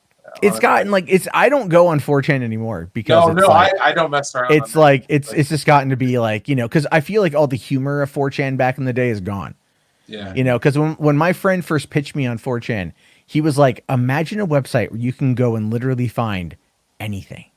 And I'm like, anything? And he's like, anything. Hey, I want to address this. So I'm guessing one step that this is to me, because I know that we haven't connected on a couple of things. So I'm guessing you're saying this to me, dude. Nobody has said anything to me. That has nothing to do with anything. Anything that you're feeling is totally circumstantial. I got nothing against you, dude. I got nothing against what you do. I got nothing against anything. Nobody's ever said anything to me about you. I still love you just as much as I loved you the day that I met you. We just haven't hooked up. And this conversation, I'm just not having a lot of people call in. We may open it up at the end for some comments, but this is more just of a news thing. And I just kind of sent this out to certain people. And so, I don't like to have my my panels get too out of control, where it's like I got a ton of people, because you can't really manage that. And then I've been on some of those panels, and it's great to have everybody in there, but everybody just starts talking over each other. So that's all. Yeah, so it just gets nuts. And we got a great panel tonight, and so I just don't want to open that up too much. So you're cool, dude. Don't fret about that at all. Look, if I got a problem with you, I will tell you, and I would just tell you, look, you know what, I'm just not going to have you on. There's a couple people that I've already done that to, that I've just said, look, I'm just not going to have you on. So don't you worry your pretty little head about that one little bit. All right, man, you are good. All right, just want to say, don't stop rocking. That's right. I just because I don't want anybody to ever think that right, that I got a problem with them when I don't, because sometimes that happens where like just a misunderstanding and people take it the wrong way. Yeah, and like maybe you say something and you think somebody took it the wrong way or something like that, and then all of a sudden you're not able to get in on a couple streams or something like that. And so I totally understand it, but do not worry, my friend. Do not worry. That is not the case here at all. So you're good. All right. So this is we're getting the Green Lantern thing. It is what it is. It's something I know, Dawson, that I guess we won't spend a lot of time on this, because I know that you have not read it yet. Has anybody read three Jokers? Yes. No. No. Who said yes? I think the Truth did. Me. Truth. Okay. So just real quick, because I obviously they haven't read it, but Truth, we're two issues in. Yes. What are you thinking so far? Without giving too many spoilers away and stuff like that, what are you thinking so far? So far, it's better than I expected. I love the intrigue. I don't know where it's going, because obviously two issues in, and there hasn't really been a hint of where it's going, where it's going to lead to. But I love I'm a big Jason Todd fan. I love Red Hood, and the way Jeff Johns, I'm actually going to give him credit. I love the way he writes Jason Todd, because it's that old school, I don't give a shit, I'm gonna do my own thing, and there's always that tension between Jason Todd and Batman, because Batman's like, you shouldn't be killing it. Yes. Jason Todd's like, fuck off, I'll do what I want. And I love that characterization of Jason Todd. And there's a book, and you read it, right? Enosh, book 2? Yes, I have. Yeah. There's a moment, I don't want to spoil it, between Barbara and Jason. That was just like, oh, okay, we're going there. Interesting. Yeah. Okay. But I like the way it was handled. It was okay. Yeah, it was okay. It didn't feel forced. It was natural. I was just like, okay, I actually appreciate the way these two characters, handled the situation. I was like, okay, look, because it was very adult. It was very adult. Yeah, it was very adult. It wasn't kiddish. It wasn't CW. Sorry, CW fans. No. But again, so far, I like it. I'm interested in seeing book 3. The one thing I'm most curious about, again, is the intrigue. It's the mystery, because we still don't know, like, what the hell's going on. Are these clones? Yeah. Are these Jokers from an infinite crisis that they got sucked into this Earth? I don't know what the hell's going on. But again, that's what keeps me interested and motivated to see what goes on in the future. But so far, so good. I'm impressed. I'll give Jeff Johns credit. He's doing a good job so far.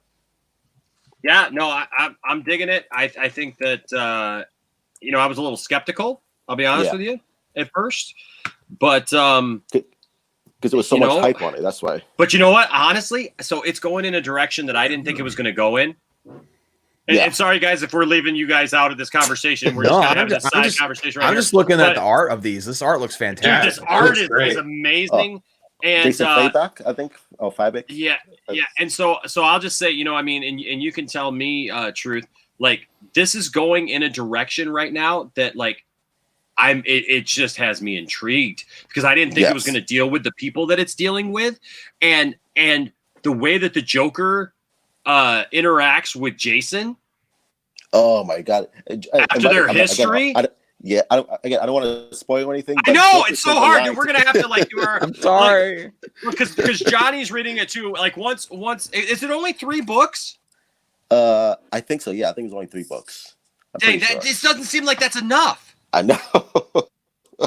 It's crazy, but again, I don't want to spoil anything. But there's a line that Joker says to Jason Todd that just hits home to Jason's core as a human being and everything that he goes through. And I was just like, damn. I was like, that's cruel. I apologize because I'm gonna pull a Ryan here. Yeah. But I'm looking at the art of this, and again, I love the art, but there is one inconsistency. What's that? So if you look at the 2 pictures on the left, or I guess the picture in the middle and the picture on the left, you look at off to the left side of his face.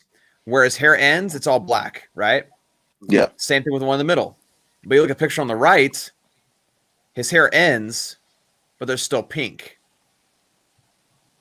I think they forgot to get rid of or add a clipping mask. Sorry, that's just something I noticed. But I noticed I was like, why have it black on those? Where what now? So look at the left side of Joker's face on the left picture. So you put your mouse there, like that little triangle area. Yeah. And then you go to the middle picture, both sides of his head, I guess the same spot is all black where the hair ends, right? So the hair, like you see the hair is green and it transitions to a pink glow because the light on the side. And then it cuts off to black. That's on his right side. On his right side, yeah.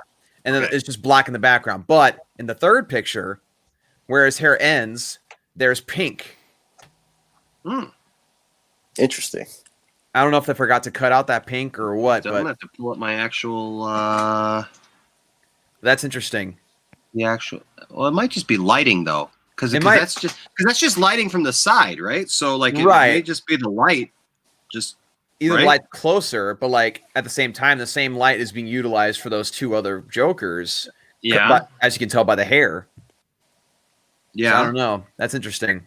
Sorry, I didn't mean to derail the conversation. No, but I just noticed. No. The artist Hey, look, the artist in the room. The artist in the room is going to notice something like that. I mean, it's not like I'm going to say this art's bad because this art's definitely much better than I can do. But that's just a little thing I noticed. No, that's interesting. So just talking about Jason Todd. I'm grateful. I'm grateful. Sorry. No, I'm sorry. I'm gonna give you a hard time because like there's a little bit of pink over there. I don't know about this. I'm sorry. My OCD really kicked in, so that's my this little bit of pink that's over there. What do you?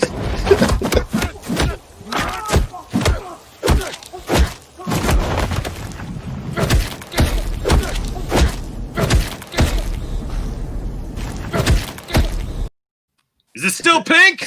This is why nobody likes artists. Just saying right now. This Joker doesn't like it either.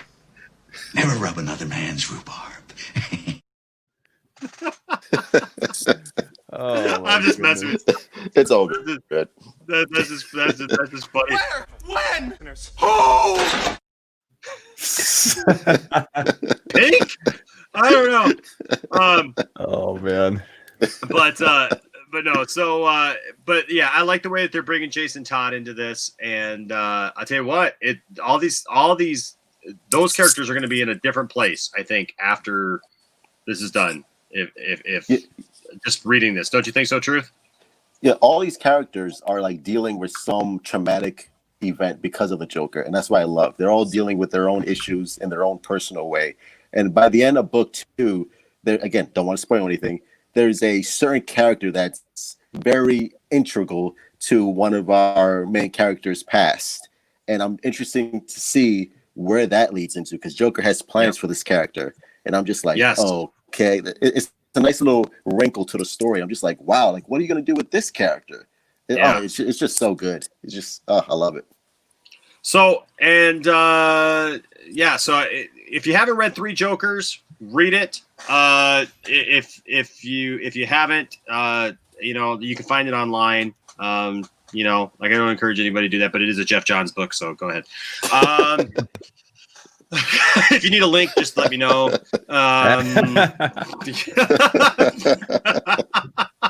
You don't think I paid for this? No, I'm not. Matt Jarbo. I mean, of course, Wait, what I do now? I'm just messing. So here's something. This is kind of sad news. But what did you? This week we lost a very important person in the world of music. I know somebody who definitely inspired me as a musician. And it just really sucks. Being Eddie Van Halen. It's always interesting to hear people like once somebody passes and then like all of a sudden it's like, well, they were like a perfect individual or something, right? And it's like, look, Eddie Van Halen was not a perfect individual. He was not the nicest guy on the planet. His tirades are infamous. Well, Michael Anthony can attest to that, man. Heck yeah! Look, they kicked poor Michael Anthony out of the band just because he wanted to be friends with both of the lead singers that him and his brother couldn't get along with.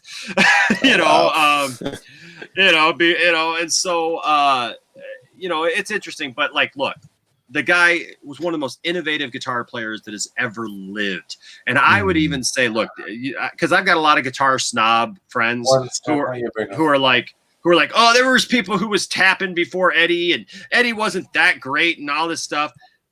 And I say to this, well, you know what? You tell me another guitar player who not only played like that, could just run circles around people, like just was so innovative, inspired so many people, and wrote so many good songs. Mm-hmm. To me, it's about the songs, ladies and gentlemen, and to not just be able to play like that, but to also write good songs like Van Halen had. Stuff that even went beyond their own genre. I mean, Tone Loc even sampled them first, for out of Jamie's Crying when he did Wild Thing.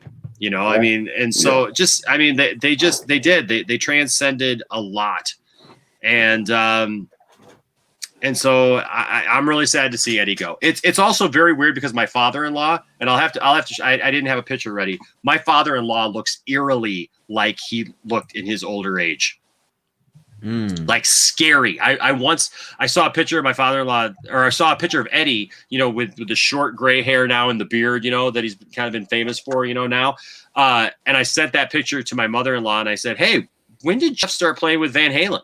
And she looked and she's like, oh my God. Like, and I showed the boys just yesterday a picture of Eddie Van Halen. I'm like, doesn't he look like your papa? And they're like, oh my goodness, he does, so it's it is what it is. But I don't know.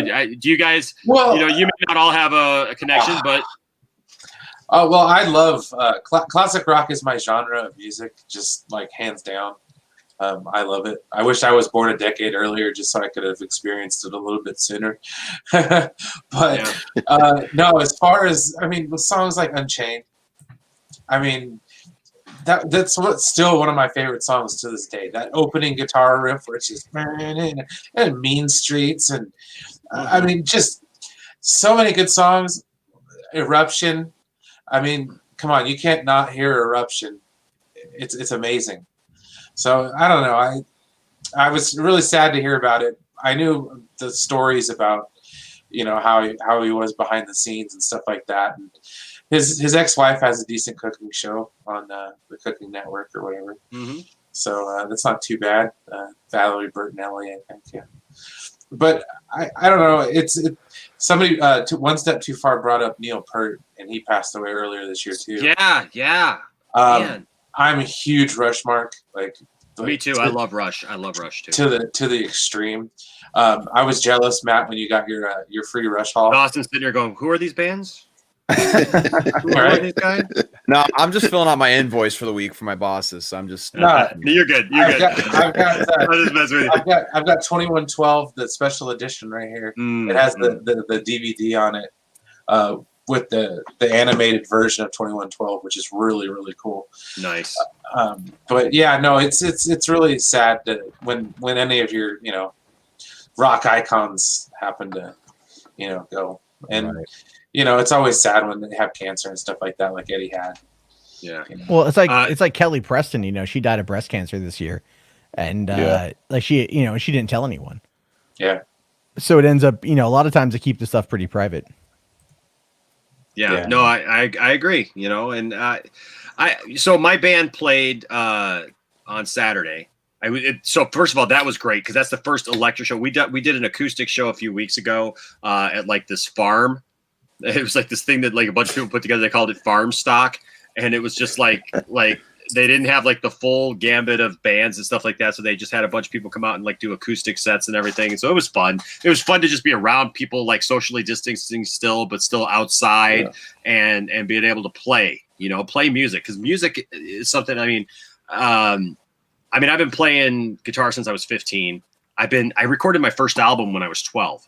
My family has always been very musical. My family traveled and played music and sang and performed and stuff since I was really little.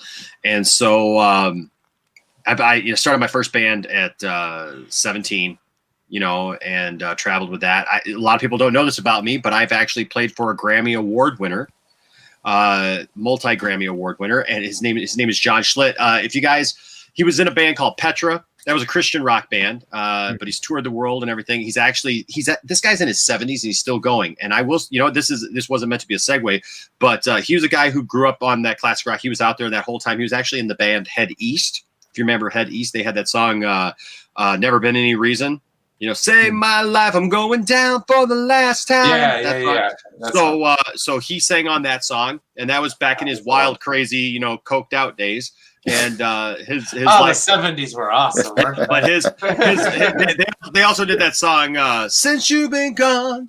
And so but then he ended up changing his life, turning his life around, and then fronted the band Petra for years, and they were my musical heroes, and I got to play with the guy. I got to go out and play with the guy, and that was like a dream come true. And actually, speaking of that, I didn't mean for this to be a segue, but I just talked to him tonight actually, and I'm going to have him here on the channel and interview him. And so he's just got a lot of wisdom. He got a new album out called Go. And this guy's doing harder rock music than he ever did, like seriously, while like even back in the day when they were more kind of a Def Leppard kind of arena rock sound. Petra was a band that's been around since the 70s. So they've done everything since, sounding like the classic rock sound. They actually did a cover of God Gave Rock and Roll to You way back in the day. Oh, wow. And so then in the 80s, they kind of had a pop rock sound. And then in the late 80s, they went to a more aggressive kind of like, that, pseudo metal kind of, arena rock sound, that for the hair metal, hair band kind of thing. And then in the 90s, they stripped it back down and did some other stuff. And, and then it was crazy because in like 2003, they released their heaviest album to date called Jekyll and Hyde. And it was like, rip your face off heavy. And so like, it was just like, what the heck? And that guy, Josh Schlitt, I'll tell you what, the guy's in his 70s. This is all I'll say about that. But the guy's in his 70s and the guy has got a voice like you wouldn't believe. The guy can hit notes that, we've got video of him when we were playing with him in Sheboygan, Wisconsin. And there's like all these little girls. We were playing at a park that's there, like this big amphitheater park stuff. And there's all these girls that were around him, and they're singing this song together. And he's got this mic in there, and it was such a cute moment. But there's like all these little girls, and it's like him, and he's singing higher than the little girls. He's just got this amazing range that's like fantastic. But I say that because like there's just these heroes that we grew up with. If you're a musician, you always look to other musicians, for whatever. But I say that as a guitar player. So playing in a band, my band got to play an electric set, like a full electric set on Saturday at this place. It was outside. But it was with other bands. And so we ended up doing our little tribute to Van Halen. We did You Really Got Me. And and so we kind of started off with that. So right on. It's just Oh, Yeah, go ahead. Real quick. This might be a stupid question, but what's it like playing in front of a live audience? Like, what does that feel like? Oh, It's a lot of fun. intoxicating. Oh, dude. Yeah. Look, like I've yeah. got a friend who stepped down from playing music a couple years ago, and I will never understand him. I will just never understand him.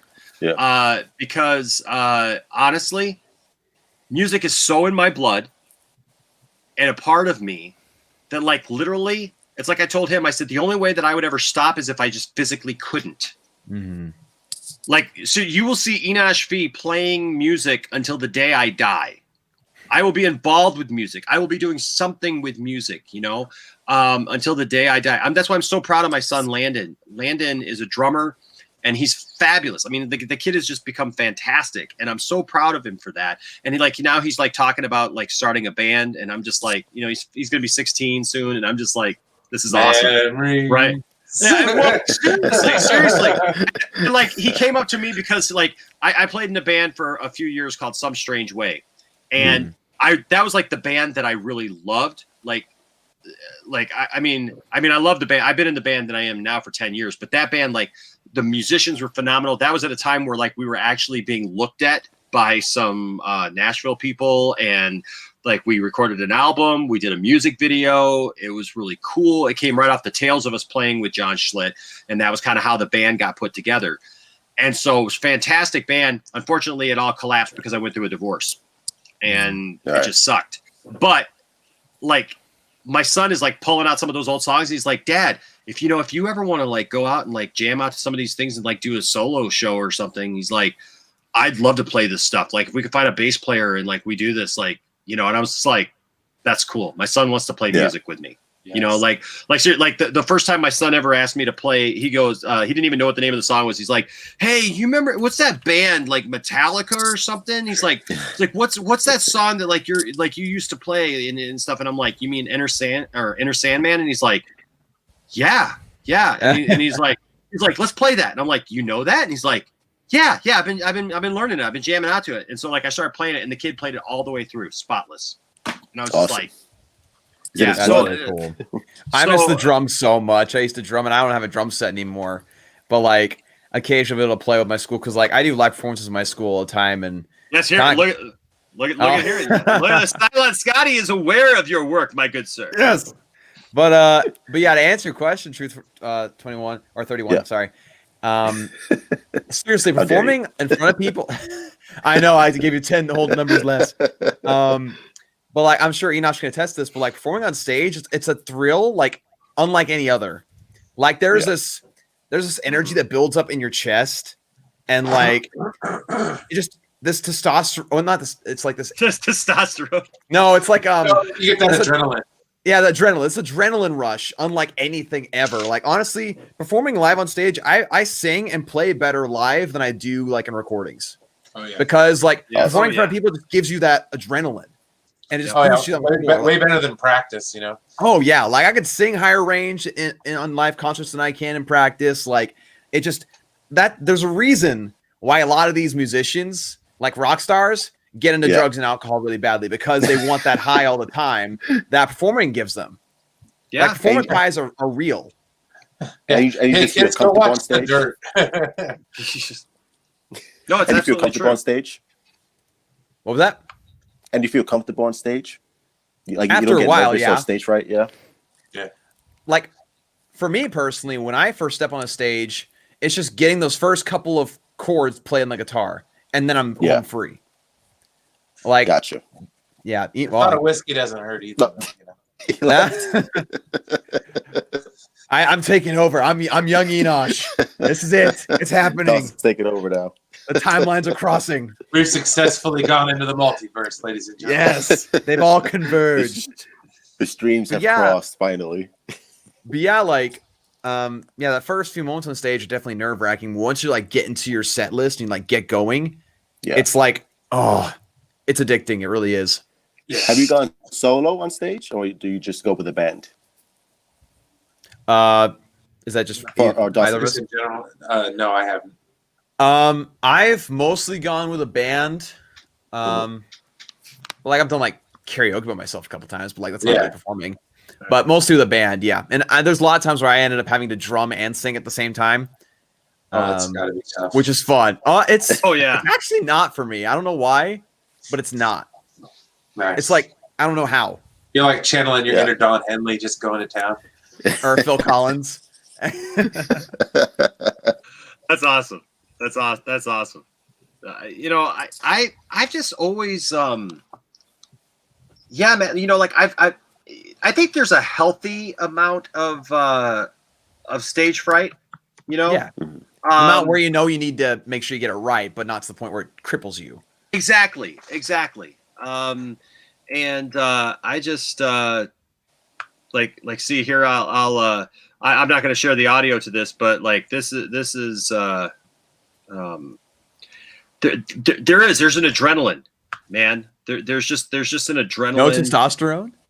Maybe some testosterone, maybe. But yeah, I mean, just I get going as you know, this is all blurry, but I get going like, see this, I don't know if you guys can't really even see this. This is a thing that we tried to live stream, but I get going, man. And I just can't stop. I'm running around. It's like, I got a wireless system and I'm going crazy. You're like Jack Black in School of Rock. I seriously, like, and people say all the time, like they talk about all the time that, like, you know, they love my band's energy. Just because cool. I shared the wrong type of video for that, but yeah, it's there's just an energy to it. You know what I mean? There's just there's something that I will never understand. This may show, this is not us playing live, but this is me. We did this as our little thing of like our quarantine at home thing, and so this. This just, you know, I mean, there's just an energy to playing that it's unlike anything else. When you say Dawson, I mean, I can't even really explain it. Like for me, whenever I hear a song that I'd love to perform live on stage, I imagine myself performing it and that feeling comes back. Like it's like a good kind of fire inside where all of a sudden you're just like, yes, let's do this.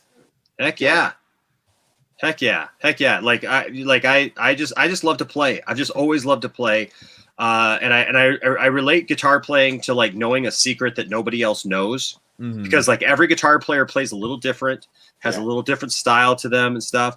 And I don't understand people who can just stand there and play on a stage and like look like they lost their little puppy or something. You know what I mean? Like that they're dying or something. I mean, I'm constantly moving. I'm constantly like interacting with a crowd.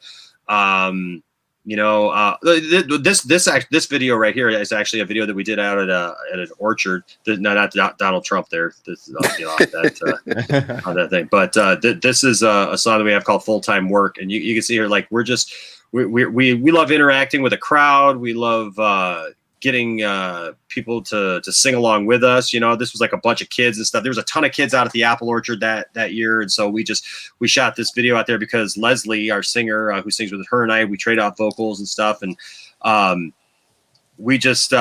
she was doing an event out at this orchard and stuff because she has her own marketing company. And so we don't take ourselves too seriously. We just have fun.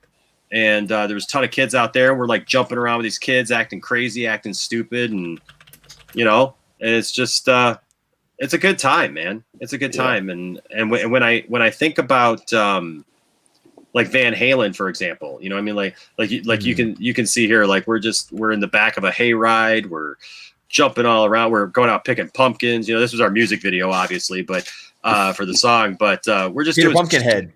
Exactly. We're just doing stupid stuff. I'm always playing to a camera. I'm always doing something dumb, you know, and rock and roll is just fun, man. Mm-hmm.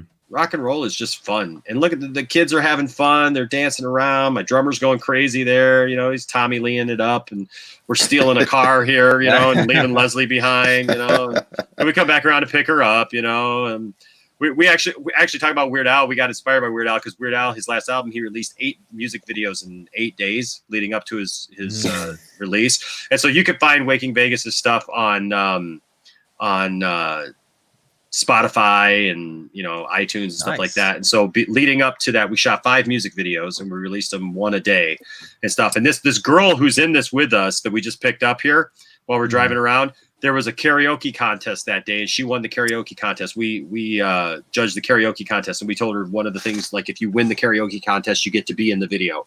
So nice. Yeah, we just have fun, man. Rock and roll is just fun. And so like I said, I think that there's a healthy amount of stage fright, but when you turn that around and you use it to your advantage, and that adrenaline starts pumping, and then, man, you get in there with a crowd and you just start having fun. Ain't nothing like it.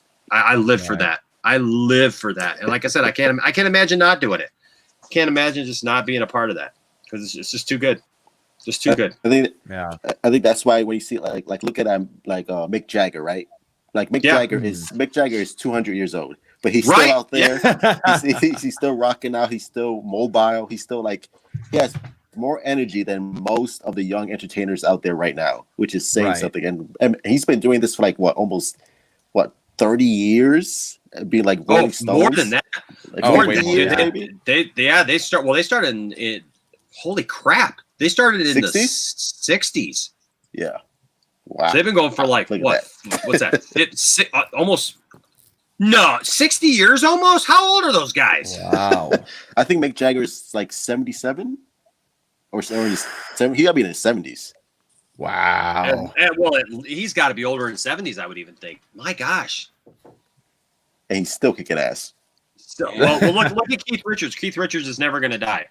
It's like he's already like walking formaldehyde. He's just preserved. He's just preserved. So Keith Richards is literally decomposing as we see him. Every time we see him, he's falling off stage, looking more and more like a corpse. But he's still rocking out. He's still crazy.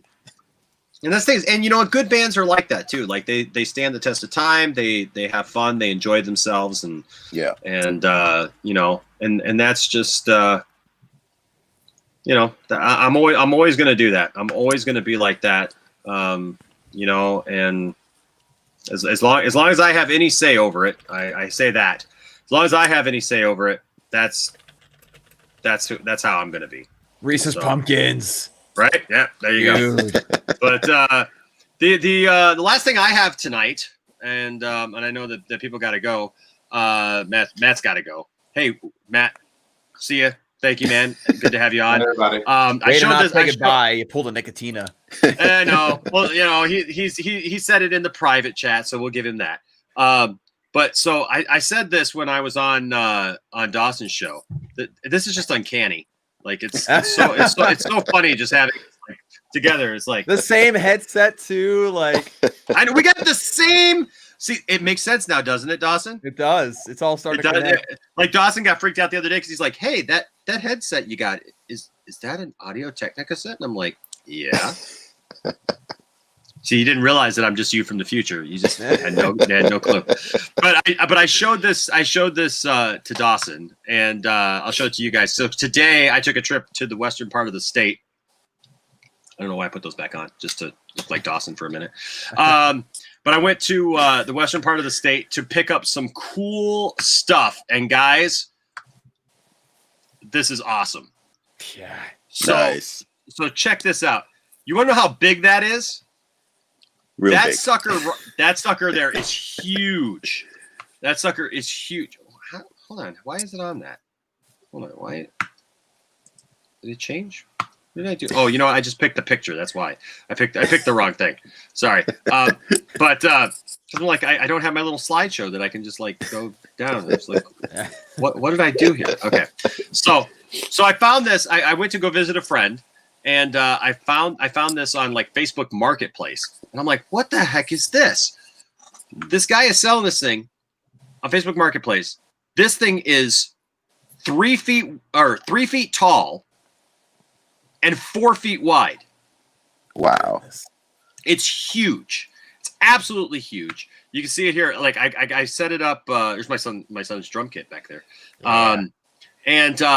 I had to put it upside down so that it would stay there. But I mean, that thing is absolutely huge. It's chiseled out of wood. It's solid wood. It's like double layered wood. So it's got a backing piece of wood behind it, and it's layered. And this guy made this. It's like handmade, and yet it's perfect. I mean, just look. I mean, it doesn't look like it's handmade. You know, it looks like something that was just, you know, put together and looks really good. And so, yeah, so I bought this thing. And I'm going to make a coffee table out of it. Oh, heck yeah. Yeah. Heck yeah. Oh, That's that. We've needed a new coffee table for quite a while now. And so I'm making a coffee table out of this thing, and Nice. Tiffany's going to build the bottom of it. She's already looking into it. And then I got a friend who cuts glass, and I'm going to get him to cut the diamond shape to put on the top of it with some pads or whatever. And so this is going in our living room, folks. This is just freaking awesome. I just love this thing. This thing is just, it's so That is good. freaking cool. It's So Superman. good. How can you not? Oh, well, you know, it's so huge because I was kind of inspired because like I've seen Dawson, and like Dawson, if you look in the back here, he's got this Batman, and you made that, right, Dawson? No, Ryan did. Oh, well, then we don't want to give him any credit. So never mind. Yeah. So okay. Yeah, So Ryan that's made that. awesome. Ryan made that. Yeah. Now, is that wood? Yeah, it's wood. Nice. See on the back there. Nice. Very nice. So it's like 2.5 feet wide and 1.5 feet tall. It's like it's pretty so big. it's Bigger than me. yeah. And so you've got one, and I know that Nicotina has one. Very Yep. nice. Very now you know what you look like. You look like the McFarlane Batman action figure that's coming out. Have you seen that? Yeah. Got this big bat on the front of it. It's like, what the heck? What is that all about? Does it look bad? It's weird. It's like McFarlane's take on what Batman would look like if like McFarlane drew him or something. And so it's So like a long cape that overshadows everything in the world. yeah, kind of. Much. But yeah, so I just got inspired by that, and so I found this, and when I was like, "What the heck am I going to do?" I can't even hang this thing on the wall. It's so heavy. I'm just like, and so the thing is that I started asking the guy, like when I went to go see it, and I saw how big it was, I was like, "What am I going to do with this?" And the guy says, "Well, me and my wife were going to use it. Like we were thinking about like what we could do because it won't hang on the wall. It's so heavy." And I'm like, "Okay." And he's like, "We thought it'd make a cool coffee table." But the thing is, it's chiseled out. So like I don't have it on here, but it's actually like it's chiseled in like about a ½ inch. Right. And so I was like, well, you know what? If I get a piece of glass over it, it'll be nice and smooth, and I can use it as my coffee table. And I said, thank you. I told the guy right then. I said, thank you. You just told me what I'm going to do with this thing, and so that's what I'm going to do with it. I'm going to make it into a coffee table. And Nice. yeah, so this will be at the Fee House, and then I just picked this up yesterday. This little Nice. card table. Check out this little card table. It looks like they took a poster and like laminated the top of it, you know, like onto this table. Yeah. And but they cut it up so that part on the left there is actually a separate piece. So, but it's the top of it. You can tell that it's the top of the comic. And so, but that can like hang on the wall. And so I have an arcade room that I'm putting together because I actually I've got a Miss Pac-Man that has about 60 games, 60 arcade games in it, like classic arcade games and stuff. And then I have a Superman upright arcade game. And the Superman, the Superman one is the one that plays John Williams' theme in it and stuff, but it hasn't been working. So Tiffany, for my birthday, said I could go get it fixed. So I took it to the guy.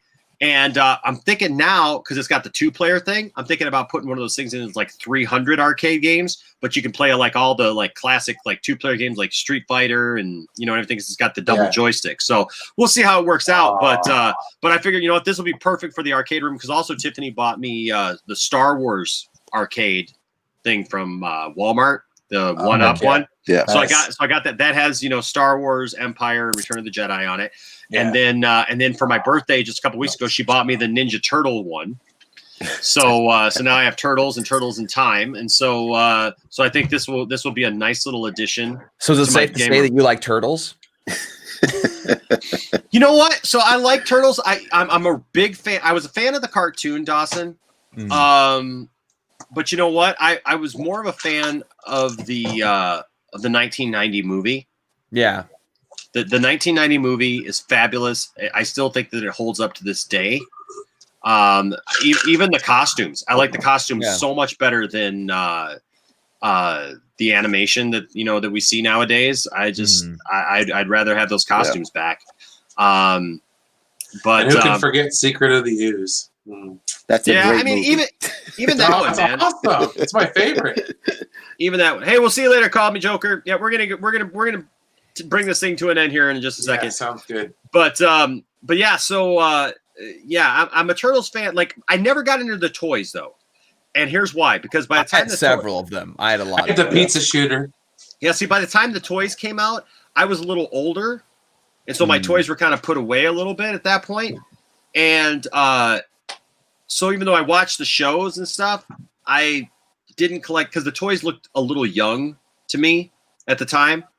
And so, and I'd kind of gotten out of playing with toys, until I turned, 25. I had a Leonardo. I had a Raphael where you could like transform him into a normal turtle with the shell, like open it up, flip. Oh yeah. And then I had I had a Michelangelo where he was dressed in like biker clothing with biker jeans. I'm pretty sure I had all four of them, but in a different style of figure, which is kind of funny. Like, I don't know how I got them in each different place, but like, I don't know. We always liked them growing up, the toys anyway. Sure. Yeah. No, I now I think they're cool. Now they're cool. But like at the time I was like probably 13, 14 and I kind of got on it and I started playing. I'm getting too old for toys. I kind of put my toys up. I had a couple things just kind of put up and stuff, and then of course I more than made up for it in my adulthood. It's like me and the Power Rangers. I never got into the Power Rangers. Me either. Never did. Really? Me wow. either. No. I was right on the cusp, man. I loved Power Rangers, and then I got too old for them. It was one of those things where, like, I have this weird thing that if everybody around me gets really into something, I'm more inclined to avoid it. So, like, when I was a little kid, like, every other boy was into Power Rangers. So I'm just like, no, I'm not going to be into Power Rangers. You're into Pokemon? No, I'm not going to be into Pokemon. It was a weird thing. Like, there's several things as a kid. Pokemon, Yu-Gi-Oh! I wasn't into any of that stuff. Yeah. The only reason I had Yu-Gi-Oh! Is because, like, they had some cool card designs. They had that cool, like, little arm thing from the cartoon. And I thought it'd be a cool weapon. So I, like, wanted that. But, like, most of the time, whenever other kids liked stuff, I just avoided it because I don't know why. I just thought things that other kids liked were stupid. Hey, I had Pogs, man. It was cool. Pogs, dude, Pogs. Oh my gosh. Pogs. Wow. Wow. Yeah, no, I never got into Power Rangers. Mostly the reason why I didn't get into Power Rangers, I can just show you why I didn't get into Power Rangers. It has everything to do with these guys. Because right here. Saban ripped it off. Yep. Because of Voltron. I was a Voltron kid. Voltron.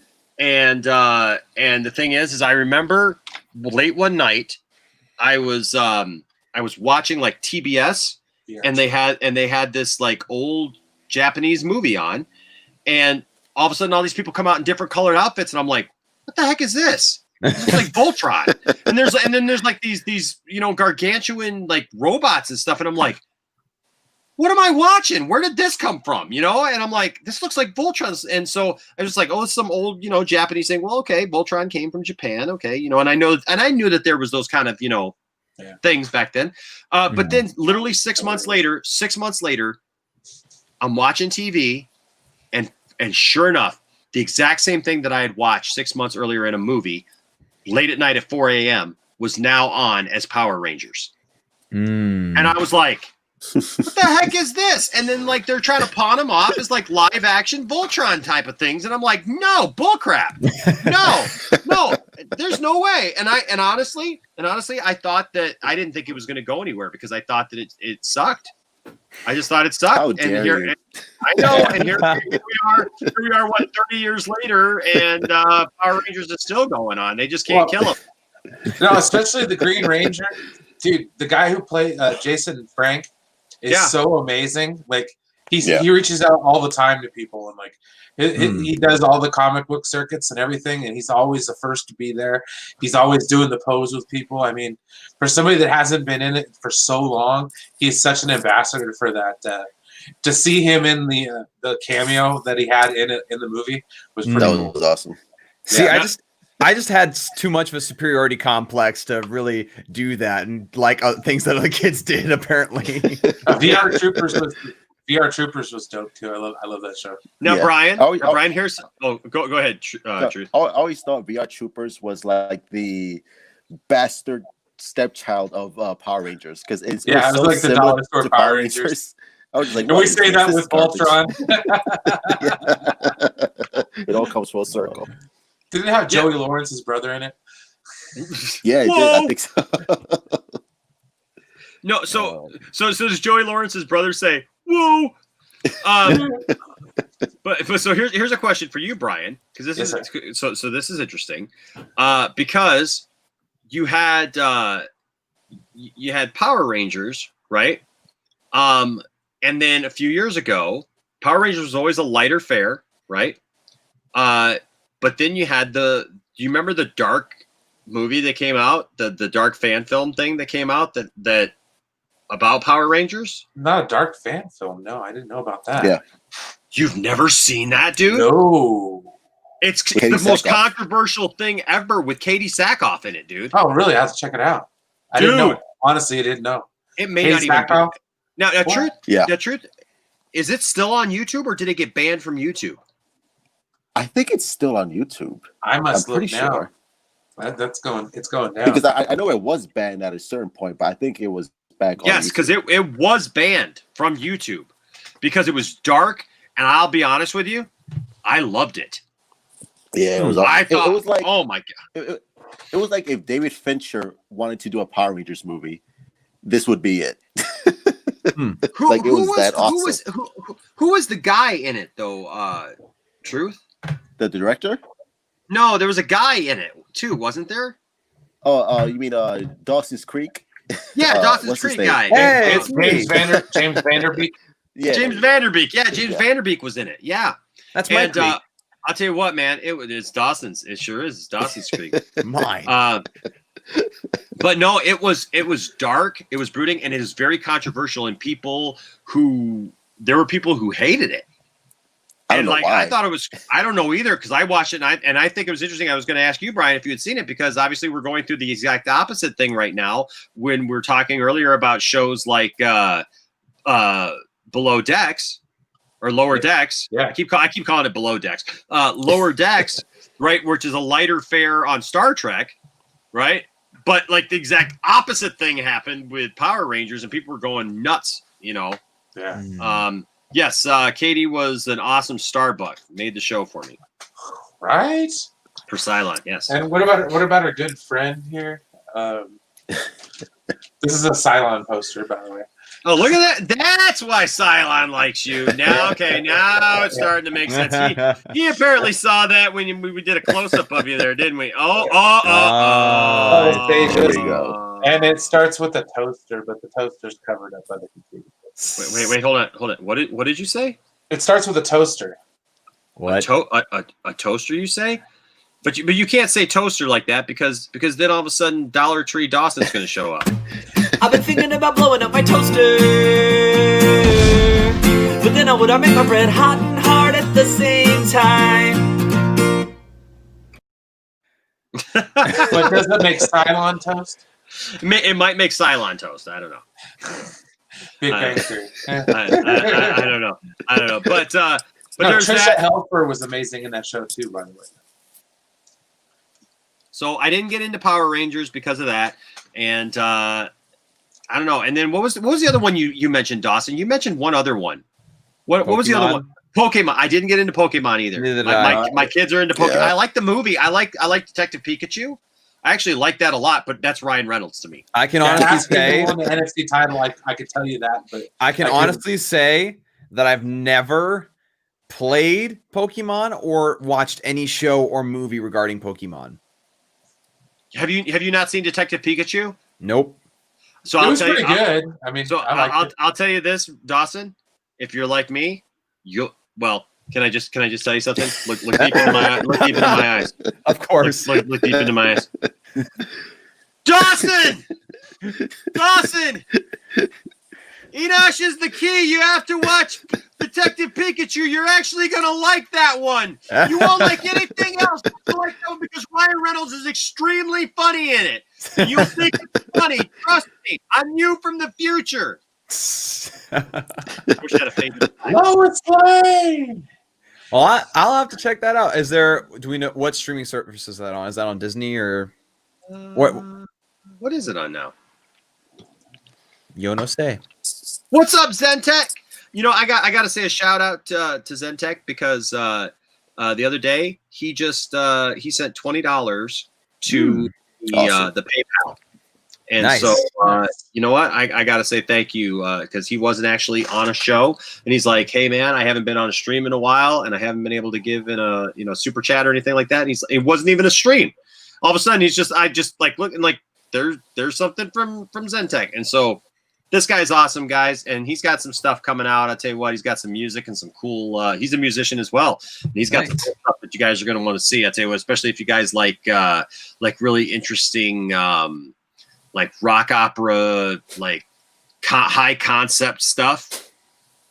Just wait till you see what this guy's got in store for you. I'll tell you what. Interesting. We're going to be covering some of it like when it comes out, for sure. But yeah, so that's kind of what's going on. Oh, I didn't show you this one last thing I got. So I whoops. Let me add that. Oh yeah, I can't believe I forgot that one. Yeah. So and then the final thing I've got, I've been wanting this for a while, and I found a guy. Oh, it's a thing of beauty. It's an R2D2 cooler. That's awesome. That was actually in a party store for a long time, but the guy ended up taking really good care of it, and then this other guy bought it. And I've been looking at these for a while, but usually the dome is all cracked, or I've seen them held together with like duct tape or like clear tape or whatever, or like it doesn't drain anymore because this actually holds ice, and it actually has a piece that goes in the middle of it that you can adjust the height of the ice, because it was back, so you could fill it or have it go way down and stuff, and yeah, so now I'm gonna have this for parties and get-togethers and all kinds of functions and like on Step Brothers, for tons of activities. You like guacamole? We just jam it packed full of beverages and Why are you so sweaty? I was watching Cops. Yeah, or or the thing is, like Nicotina, I can just set him up here behind me. I mean, I already got my own R2D2 back there, but stealing his shtick. Well, I wasn't trying to steal his shtick the other day, but I will say this: like, I wasn't trying to steal his shtick. But, yeah. Never steal another man's shtick. But sometimes you can improve on it a little bit. Look, don't get jealous. I've got a picture of you right there. Look, you have my heart. Just don't act that way, okay? You're not taking cold drinks than me. Look, R2, it's an homage to you. Don't look that way. You can rock it, sir. Don't worry. Don't say that. And then they'll take him away by the fourth movie. You believe this is a family show, R2.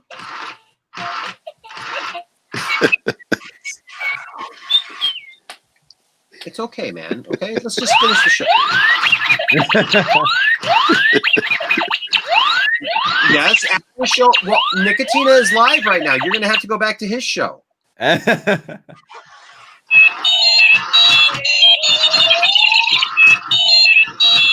act that way. Nicotina loves you. Just because he has the child. It's okay. You said the child, Dawson. That's how he says. That's how he acts every time anybody says the child. Freaks him out. Yes. I was the cutest. I'm gonna set you down, R2. Damn you, BB-8. Jeez, I tell you, he goes crazy when you bring up the child, man. I don't know what the deal is. Hey, Cylon Scotty here with the $10 super chat. Nice. And Cylon is also a member. Cylon's also a member. I think I'm just gonna put like a little thing that says like "Be like Cylon." Yeah. Want to be a member? Cylon's got it all covered, man. He's a Patreon man. He's an awesome part of this group. This Cylon's a good guy. This is a time warp background when you do future Dawson. This is for a time warp background when you do future Dawson. Nice. Come on, you're going to keep it doing. I am going to keep doing it. Actually, Dawson and I were talking about we're actually going to put a whole shtick together. Oh yeah, then versus now. That's what then versus now. It's where future Dawson comes back to warn present Dawson of impending doom. One little thing. Butterfly effect, folks. Like every single movie topic that we talk about, we're gonna find a way to spin that. It's like, so what happens with this movie? He's just gonna put out Doomcock like, well, that actually gets canceled. And let me tell you, James Franco replaces Robert Pattinson as Batman. It's the craziest thing. You never expect it coming, and it just does. Dawson, if you eat that bologna sandwich, Dawson, you don't know what's going to happen because Zack Snyder's whole Justice League gets taken away. Somebody notices that you ate that bologna sandwich and they get ticked off, and it leads one thing to another, and it's a butterfly effect until HBO Max just totally takes the whole thing away, and Jeff Johns ends up running things till the end of time because they figure out a way to keep him alive forever. Don't eat the bologna sandwich, Dawson, please. It's a horrible apocalyptic world of Jeff Johns where I come from. Oh my goodness. the Earth to Dawson, ladies and gentlemen. I got the beard, right? Like it's like Spock. There's like evil Spock, so it's like, you know. Yeah, the mirror Spock. The only thing different with him is the goatee. Exactly. That's pretty good. I'm excited for that. It's gonna be dope. Hey, I'm down. Like you guys hit me up, man. I love that. That'd be awesome. Absolutely, musical podcasts are awesome. So yeah, so I got the R2D2. I've wanted that for a while, and R2 does have a dirty mouth sometimes. Very true. And he had rockets, and then he lost them. So you know, there's that. I hate it when I lose my rockets. Well, you know, they just didn't explain it. And your shtick. And my shtick, the whole thing. Hey, Tony, you made it, buddy, but we're at the 2 hour and 5 mark, and we're going to bed. Yes, sir. We've had some fun, and we love you, Tony. I'm sorry you missed it, buddy. Tony is obviously awesome. I love Tony. I always love to have Tony on. Tony, don't worry, we're going to have you on. We're going to have you on.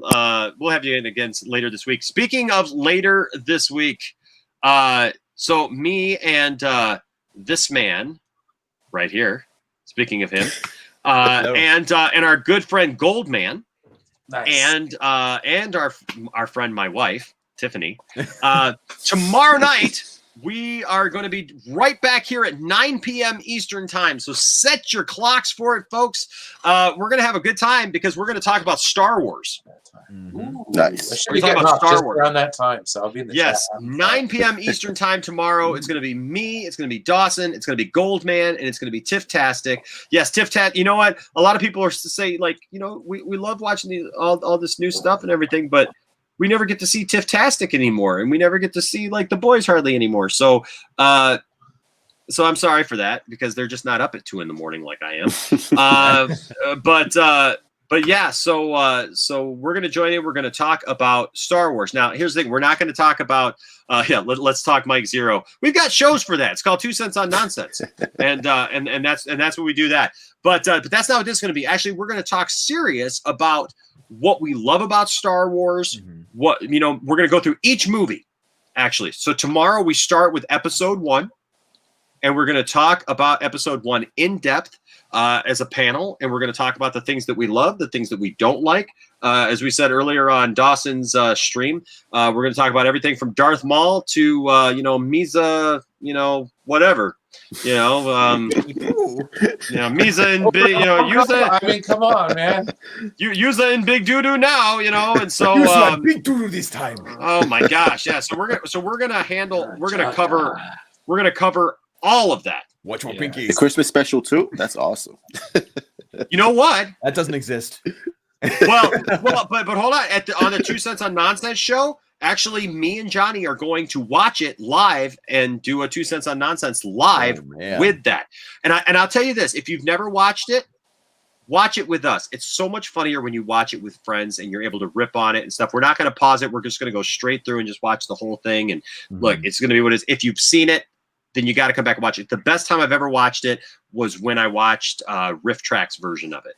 I love watching the pitch meeting for the Christmas special on Screen Rant, where he like totally just dogs on it. It's hilarious. Oh yeah, it's great. Hey, Il Divino Vega, thank you for the $3.99 super chat. You are awesome. I'm so glad you really enjoyed this live stream. Nice. So glad you were here with us. Come back more for some more fun. We love doing this, and so I appreciate you, man, for sure. Thank you so much for the super chat. We never ask anybody for anything, but we're just thankful if anybody gives, and so thank you so much, man. It means a lot. But yeah, so we're going to do. We're gonna do that for the holidays, right? Because the holidays are coming up. Life Day's coming up, man. Life Day's a thing again. According to the Mandalorian, according to the Mandalorian, Life Day's a thing again. So we got to get back in the Life Day spirit because Mandalorian's coming back. And speaking of Mandalorian, we will also be going back to doing our. I know that a lot of you guys are going to watch Mandalorian the second it comes out at midnight. I know you're going to do that, and that's fine. But you know what? We also do our watch along parties. So starting, what is it? Is it the 30th? 30th, yeah. Yeah, the 30th. So we'll be watching Mandalorian every Friday night. And you're welcome to come watch it or watch it again with us. And we're just gonna have some fun with it. But yeah, it's we're gonna have the big show tomorrow night, the first one, talking about episode 1. And we'll get into it. And really this is gonna be about remembering what we love about Star Wars. Mm-hmm. Right? Star Wars isn't perfect. Not by a long shot, but we can actually talk about the things that we don't like or the, discrepancies or holes that we find in everything without tearing the whole thing apart. Right. And so that's the way I look at it anyways. And so I invite you to come back tomorrow. Yes. Right here. Can't wait for Johnny to say people are going to say Happy Life Day again as Trump. That's awesome. That is awesome. Yeah. We have fun on the Two Sets show. Happy Life Day. It's gonna be the best Life Day ever. No other Life Days have They ever really been did a this great cool. job setting this up. They did a fantastic job. No one's done a better job. All of the Wookiees are going to be there. All of the Wookiees are going to be there. The Wookiees are and I know you're not going to be there, Ewoks, because you Ewoks, you're terrible. You're fake news. The Ewoks, they just get in the way. They make stuff up. There's CNN. We're not gonna listen to them. No, we're gonna have fun. So we're gonna be like the fly on Pence's head. Just gonna have fun. Also, so we got lots of cool stuff coming up, guys. Also, don't forget as we close out this episode, as always, anybody who does give it a super chat, we had some super chats tonight. Thank you guys so much. Once you give it a super chat, you are entered in for our monthly giveaway. Whether or not you're part of the Patreon, you become a member, you give in a super chat, or if you give something, all the links are down. Like anybody who wants to support the channel in any way, if you do that, you are put in for our monthly giveaway. And this month we are giving away the Matrix trilogy on Blu-ray, and we're throwing it. Now this is brand new. This is absolutely brand new. Never been watched. Never been opened. This is not brand new, but it's still sealed. It's like repackaged, repurposed, and it's all good. But it's the Animatrix, and you can't really find these too much anymore. And this right here, if you've never seen the Animatrix, you want to watch the Animatrix because it's actually got some shorts on here. And it actually tells the story of how the Matrix came to be. If you've never seen this, I know Silent Scotty loves this. And one of the first live streams like this that I ever did, we talked about the Animatrix in detail. And it's awesome, guys. And I'll just give you spoiler alert. The humans are not the good guys in the story of the Matrix. Just want to put that out there. If you have not seen this, you want this. And so all you got to do to do that is, like I said, give a super chat, give anyway. All the links are in the description below, or become a member. Memberships start out really cheap, even at $1.99, and you get perks. And then with each one that it goes up, you get all the perks before it and everything. And so you get shout outs and all that good stuff. So it's cool. And so we're glad to have you guys here. Also, what was I saying? Oh, we got that. Also, don't forget our thanks to the Milee Store. Got to say this real quick because it's stuff we give away, right? It's not just about us getting. Like, I appreciate everybody who gives something, but I just want to point out that we give back. We love our people. So every week we give away a free comic book, courtesy of the Milee Store on eBay and the Poindexter Lounge. And so this week, look, we got a whole stack of comic books. We were talking about Green Lantern earlier. Look, I got a Green Lantern fresh there on the top, baby. And there's a bunch. John Stewart's in this one, and then there's some guy hovering over him with a green lightsaber looking thing. So the Green Lantern cards right there. See, it's perfect timing for that. And we got all kinds of comic books to give away. And so all you got to do is answer the nerd question of the week, and it is Voltron related. See it all. I love it when a show comes together because it's Voltron related. This week's nerd question of the week is what is the name of the original pilot of the Blue Lion on Voltron, Defender of the Universe, the original Voltron cartoon back in the day, back in the 80s. what is the name of the original Blue Lion pilot? It's not. I'll give you a hint. It's not this lady. She drove it afterwards, but she was not the original. So if you put that down in the comment section of this video or any of our videos throughout the week, you are entered. At the end of the week, we pick a name out of everyone who got the correct name, and I literally mail out a comic. So, and Geeks Cosmics Entertainment, you got a comic coming to you. Just so you know, he was our last winner, and so so we get back, and don't forget that that the sponsor of that is the Milee Store, and they are awesome. You can find that's actually somebody who's right in here. Crush It. I haven't seen Crush It in a while, but Crush It is usually in the comment section, and he's a supporter of the channel. And if you go to eBay and you go to the Milee Store, they got all kinds of stuff. They got all kinds of regular stuff. They got clothes. They got household stuff. They got everything there. But they've got nerd stuff too. So they got. I've bought 2 hats. Just show you. I got this wonderful Galaxy Far Far Away hat, and then Dawson likes this one because it's Batman. Yeah, it's Batman. I got both of those. I got both of those at the Milee Store. And so if you go to the Milee Store, you get. If you tell them when you make your purchase that you found it here on the Poindexter Lounge, you get 10% off your purchase. Or if you buy toys, it's a different thing. You don't get 10% off toys. You buy 2, get 1 free. And so Nice. so there you go. So there's a reason for it. Awesome. Thanks to all of our Patreon supporters. And who's that up at the top? Look there, our top 2. Look at those top 2 guys. Let's go. That's right. And no, you can't just buy your way onto the panel. But it doesn't hurt. I was gonna say it doesn't hurt though. It doesn't hurt. But that being said, I'm just so thankful. I'm thankful to everyone who watches the channel. Thank you guys to everyone who supports the channel by watching or being a part of it, or writing in your questions, whatever. And anybody who gives, I am blown away. I'm always just humbled by you guys and just how wonderful all of you are to me and my family.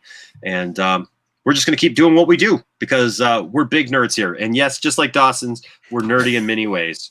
And so we're going to continue to be just that. So ladies and gentlemen, thank you to the panel. Dawson, where can they find you, sir? Oh, you can find me at this channel name here, Nerdy in Many Ways. We just posted a update on the Batman set photos that I posted, I think, 5 hours ago now. So you can go check out my thoughts on those there. More in-depth breakdown. Also, you can check me out on Instagram and Twitter at NIMW32. Also on Vero, just type in Dawson Weidrich, and if you go to my Twitter, you can see, how my name's spelled.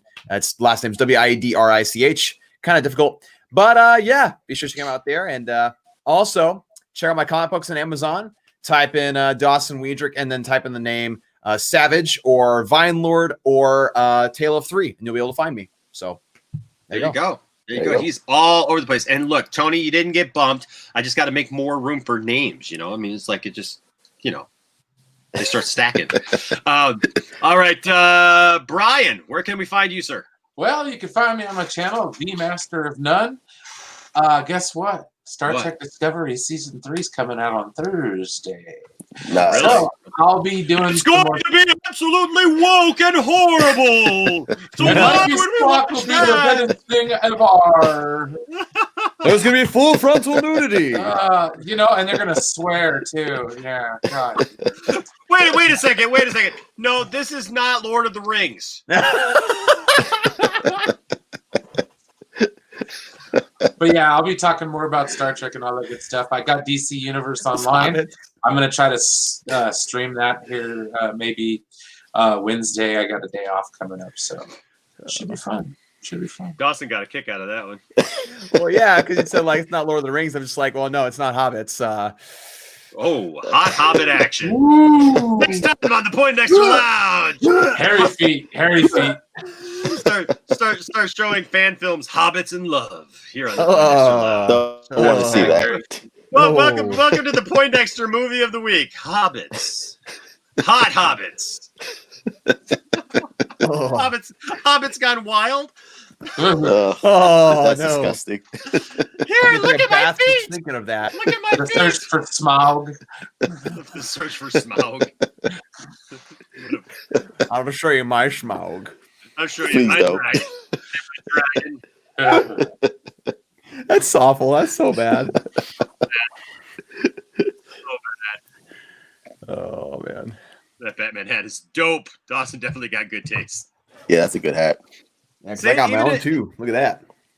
I remember Bazinga. that hat. Yes, That's- I remember that hat. love it. I remember that hat. I remember that hat well. Yeah, I was telling Dawson, that Dawson went on for so long until finally he turned a corner and became a real big Superman fan. The year was 2020. Yeah, the year was 2020, and it was like after streaming with myself for a while, I started to rub off on myself. I came to the conclusion that I was a closet Superman fan, and I could not stand the Batman character. Ever. Yes. He loves the CW. You want to get nuts? Come on, let's get nuts. Did you say I love the CW Superman? Oh, you've come to love it. Where does he get those wonderful toys? You will never find a more wretched hive of scum and villainy. We must be cautious. Yes. Yes. All right, and the Truth 31. The Truth 31, sir. Where can we find you, the Truth? You can find me on Twitter and on Instagram by the Truth 31. And real quick, if I may, I just want to give a quick shout out to everyone who's subscribed to me because I'm posting. No. It's like The Rock. It's like The Rock. It's like, what do you think of that? It doesn't matter what you think. Yeah, do me like that. But real I'm quick, just I just want to give a shout out to everyone who subscribed because I'm nearing 200 subscribers. So thank you for nice. Yes, so thank you for everyone to subscribing to me. I don't know why because my channel's all fucked up. But thank you anyway to all those people. And real quick, I just want to piggyback on the conversation that Enosh had on. You get one. No. On the year 2020. Yes, the year 2020 has sucked, but it's also brought a lot of good things. Like Enosh's channel. Because of the Rona, everything that's going on, I watched his channel for the first time and I loved it. And Dawson, Brian, Zeverfed, everyone who's like come together for this whole streaming and this whole process of everything that's going on. In a way, it brought us a lot of good shit. So it brought everyone together. It brought us together, and I'm thankful, even though it might be weird to say that. I'm thankful that it brought everyone together and just gave us a little tight community for all DC fans. So shout out to everyone, shout out to you guys, and shout out to everyone out in the world. Absolutely, that's a great one. And I'll just say this: there's no reason why the good people who come onto our channel here and stream with us shouldn't have just as many subscribers. Go out and subscribe to these guys, show them some love. I mean, Dawson's going to overtake us here in a minute. Dawson's going to be the first one to 10,000 before we've been, whatever. But see, that's how I grew my channel. That's how I got to it. I started all over again with another channel because I got one channel up to 68 million, subscribers in 5 months. And I had to stop because I didn't want everyone joking about 69,000. So I started all over again. Yeah, we're all we're one at a time. I just want another one. But, I don't know about you, but I could never afford to pay that many people subscribe. Yeah. I'd be broke. No, ain't gonna happen. Ain't gonna I happen. have a lot more subscribers. I'm so glad you're here too. I'm so glad that you're all here. I really am. You guys are all people that I didn't know just a few short months ago, and now we're here having fun. And I feel like I know some of you. I mean, you guys are my friends. How many times do we get with one of these things? You guys don't even know. For those of you guys who don't stream at home, once the show ends, we still have like a backstage area that we can go back to and talk and kind of debrief, right? So we kind of the stream ends and we're in this backstage, and we show our true selves. Thanks, Max, for bringing us all together, dude. Max, yeah, dude, Max. That's how I found you guys was Max, and I mean, but yeah, seriously. I mean, we'll talk. There's been a couple times I know, after one of Nerdy streams or something like that, we'll talk for I think one we talked for almost 2 hours after his stream or something. We replicated a stream and just a conversation. I know it was just the thing of beauty. It's just great, and so we genuinely all like each other, and we all talk about we wish we all lived near each other because a lot of us I don't think have a lot of friends that we just hang out with. That's why we're on the internet, folks, and so I'm here. yeah, and so you know, I live in a town of like 2,000 people, and everybody else is rednecks. So like they're not into this stuff. No, they don't. A lot of people don't understand us as nerds, guys. And you know what? And that's why a lot of us are here, because not everybody understands, you know, the stuff. Not everybody understands being nerdy in many ways, or you know, being a Poindexter, you know, but the thing is we're master of none, or telling the truth. You know, and I know that a couple of guys on the corner who resemble all of those things. But speaking of which, by the way, my new song, which I'm thinking, I'm toying with different titles right now. This will be my last thing. I'm toying with different titles, but I'm thinking about calling it associate producer. About Zack Snyder. About some of my experience. It's going to deal with like a few different things, kind of like the Zack Snyder Snyder cut movement, and then also some of the things that I dealt with, like, you know, being told that I'm apparently the leader of the Snyder cult, and so it may be associate producer / leader of the Snyder cult, you know, and so I'm gonna throw some stuff out there, guys. Look, you guys saw the Mike Zero cut that I did, and I didn't hold back on that. And I don't talk a lot about a lot of stuff anymore, but I got a lot to say, and I can say it in rhyme, and that's even better. So I'm having some fun with it for sure. I'm digging what's going into it so far. So I can't wait to have that for you guys. But anyways, enough of that. You guys are great. Thank you to everyone watching. Thanks to my panel tonight. Thanks to Matt Jarbo. I feel like I'm Johnny Carson. Thanks to Matt Jarbo, who was here earlier. He had to leave. He had another appointment.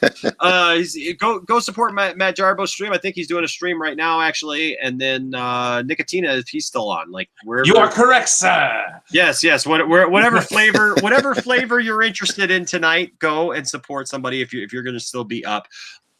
This guy right here, very first of our memberships.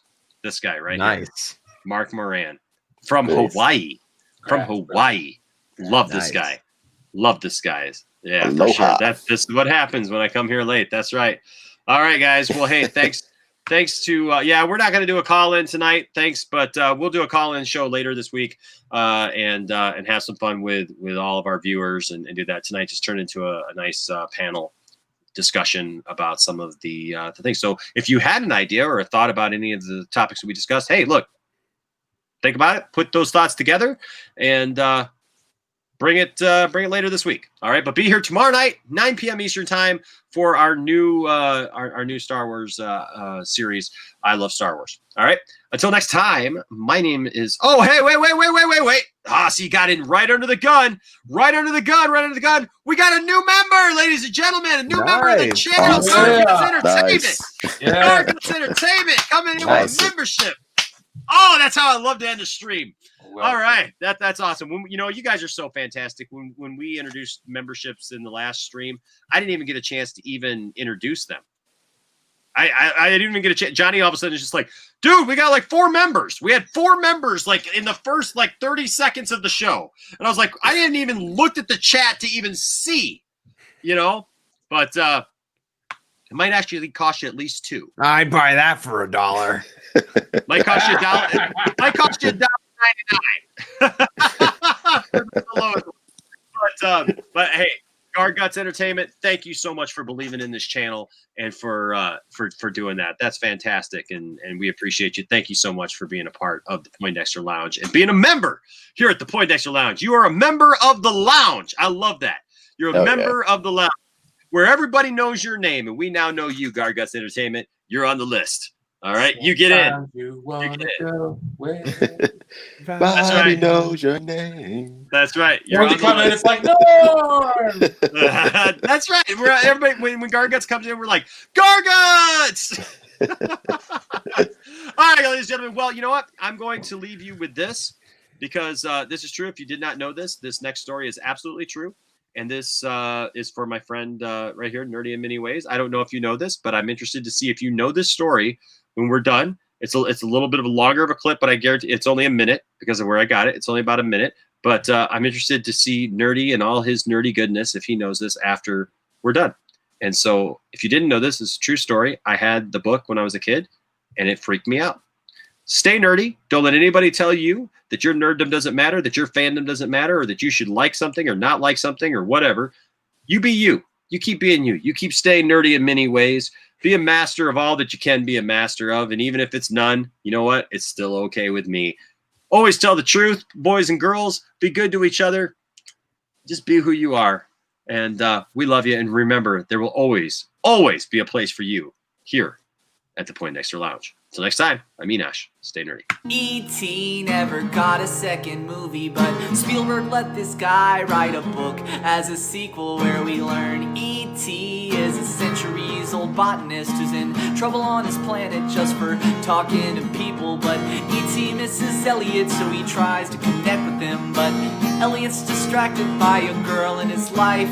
And even when E.T. sends out some telepathic replicants, his psychic stalker copies can't catch Elliot's eye. Yeah, E.T.'s jealousy becomes too much. He heads to Earth in a spaceship that he grew from the ground. But E.T. never makes it back to us, leaving room for a sequel that would never come round. Yeah, E.T. is a classic tale about love and loss and friendship and joy. But this book's about an eons-old alien scientist who's obsessed with the love life of a preteen boy.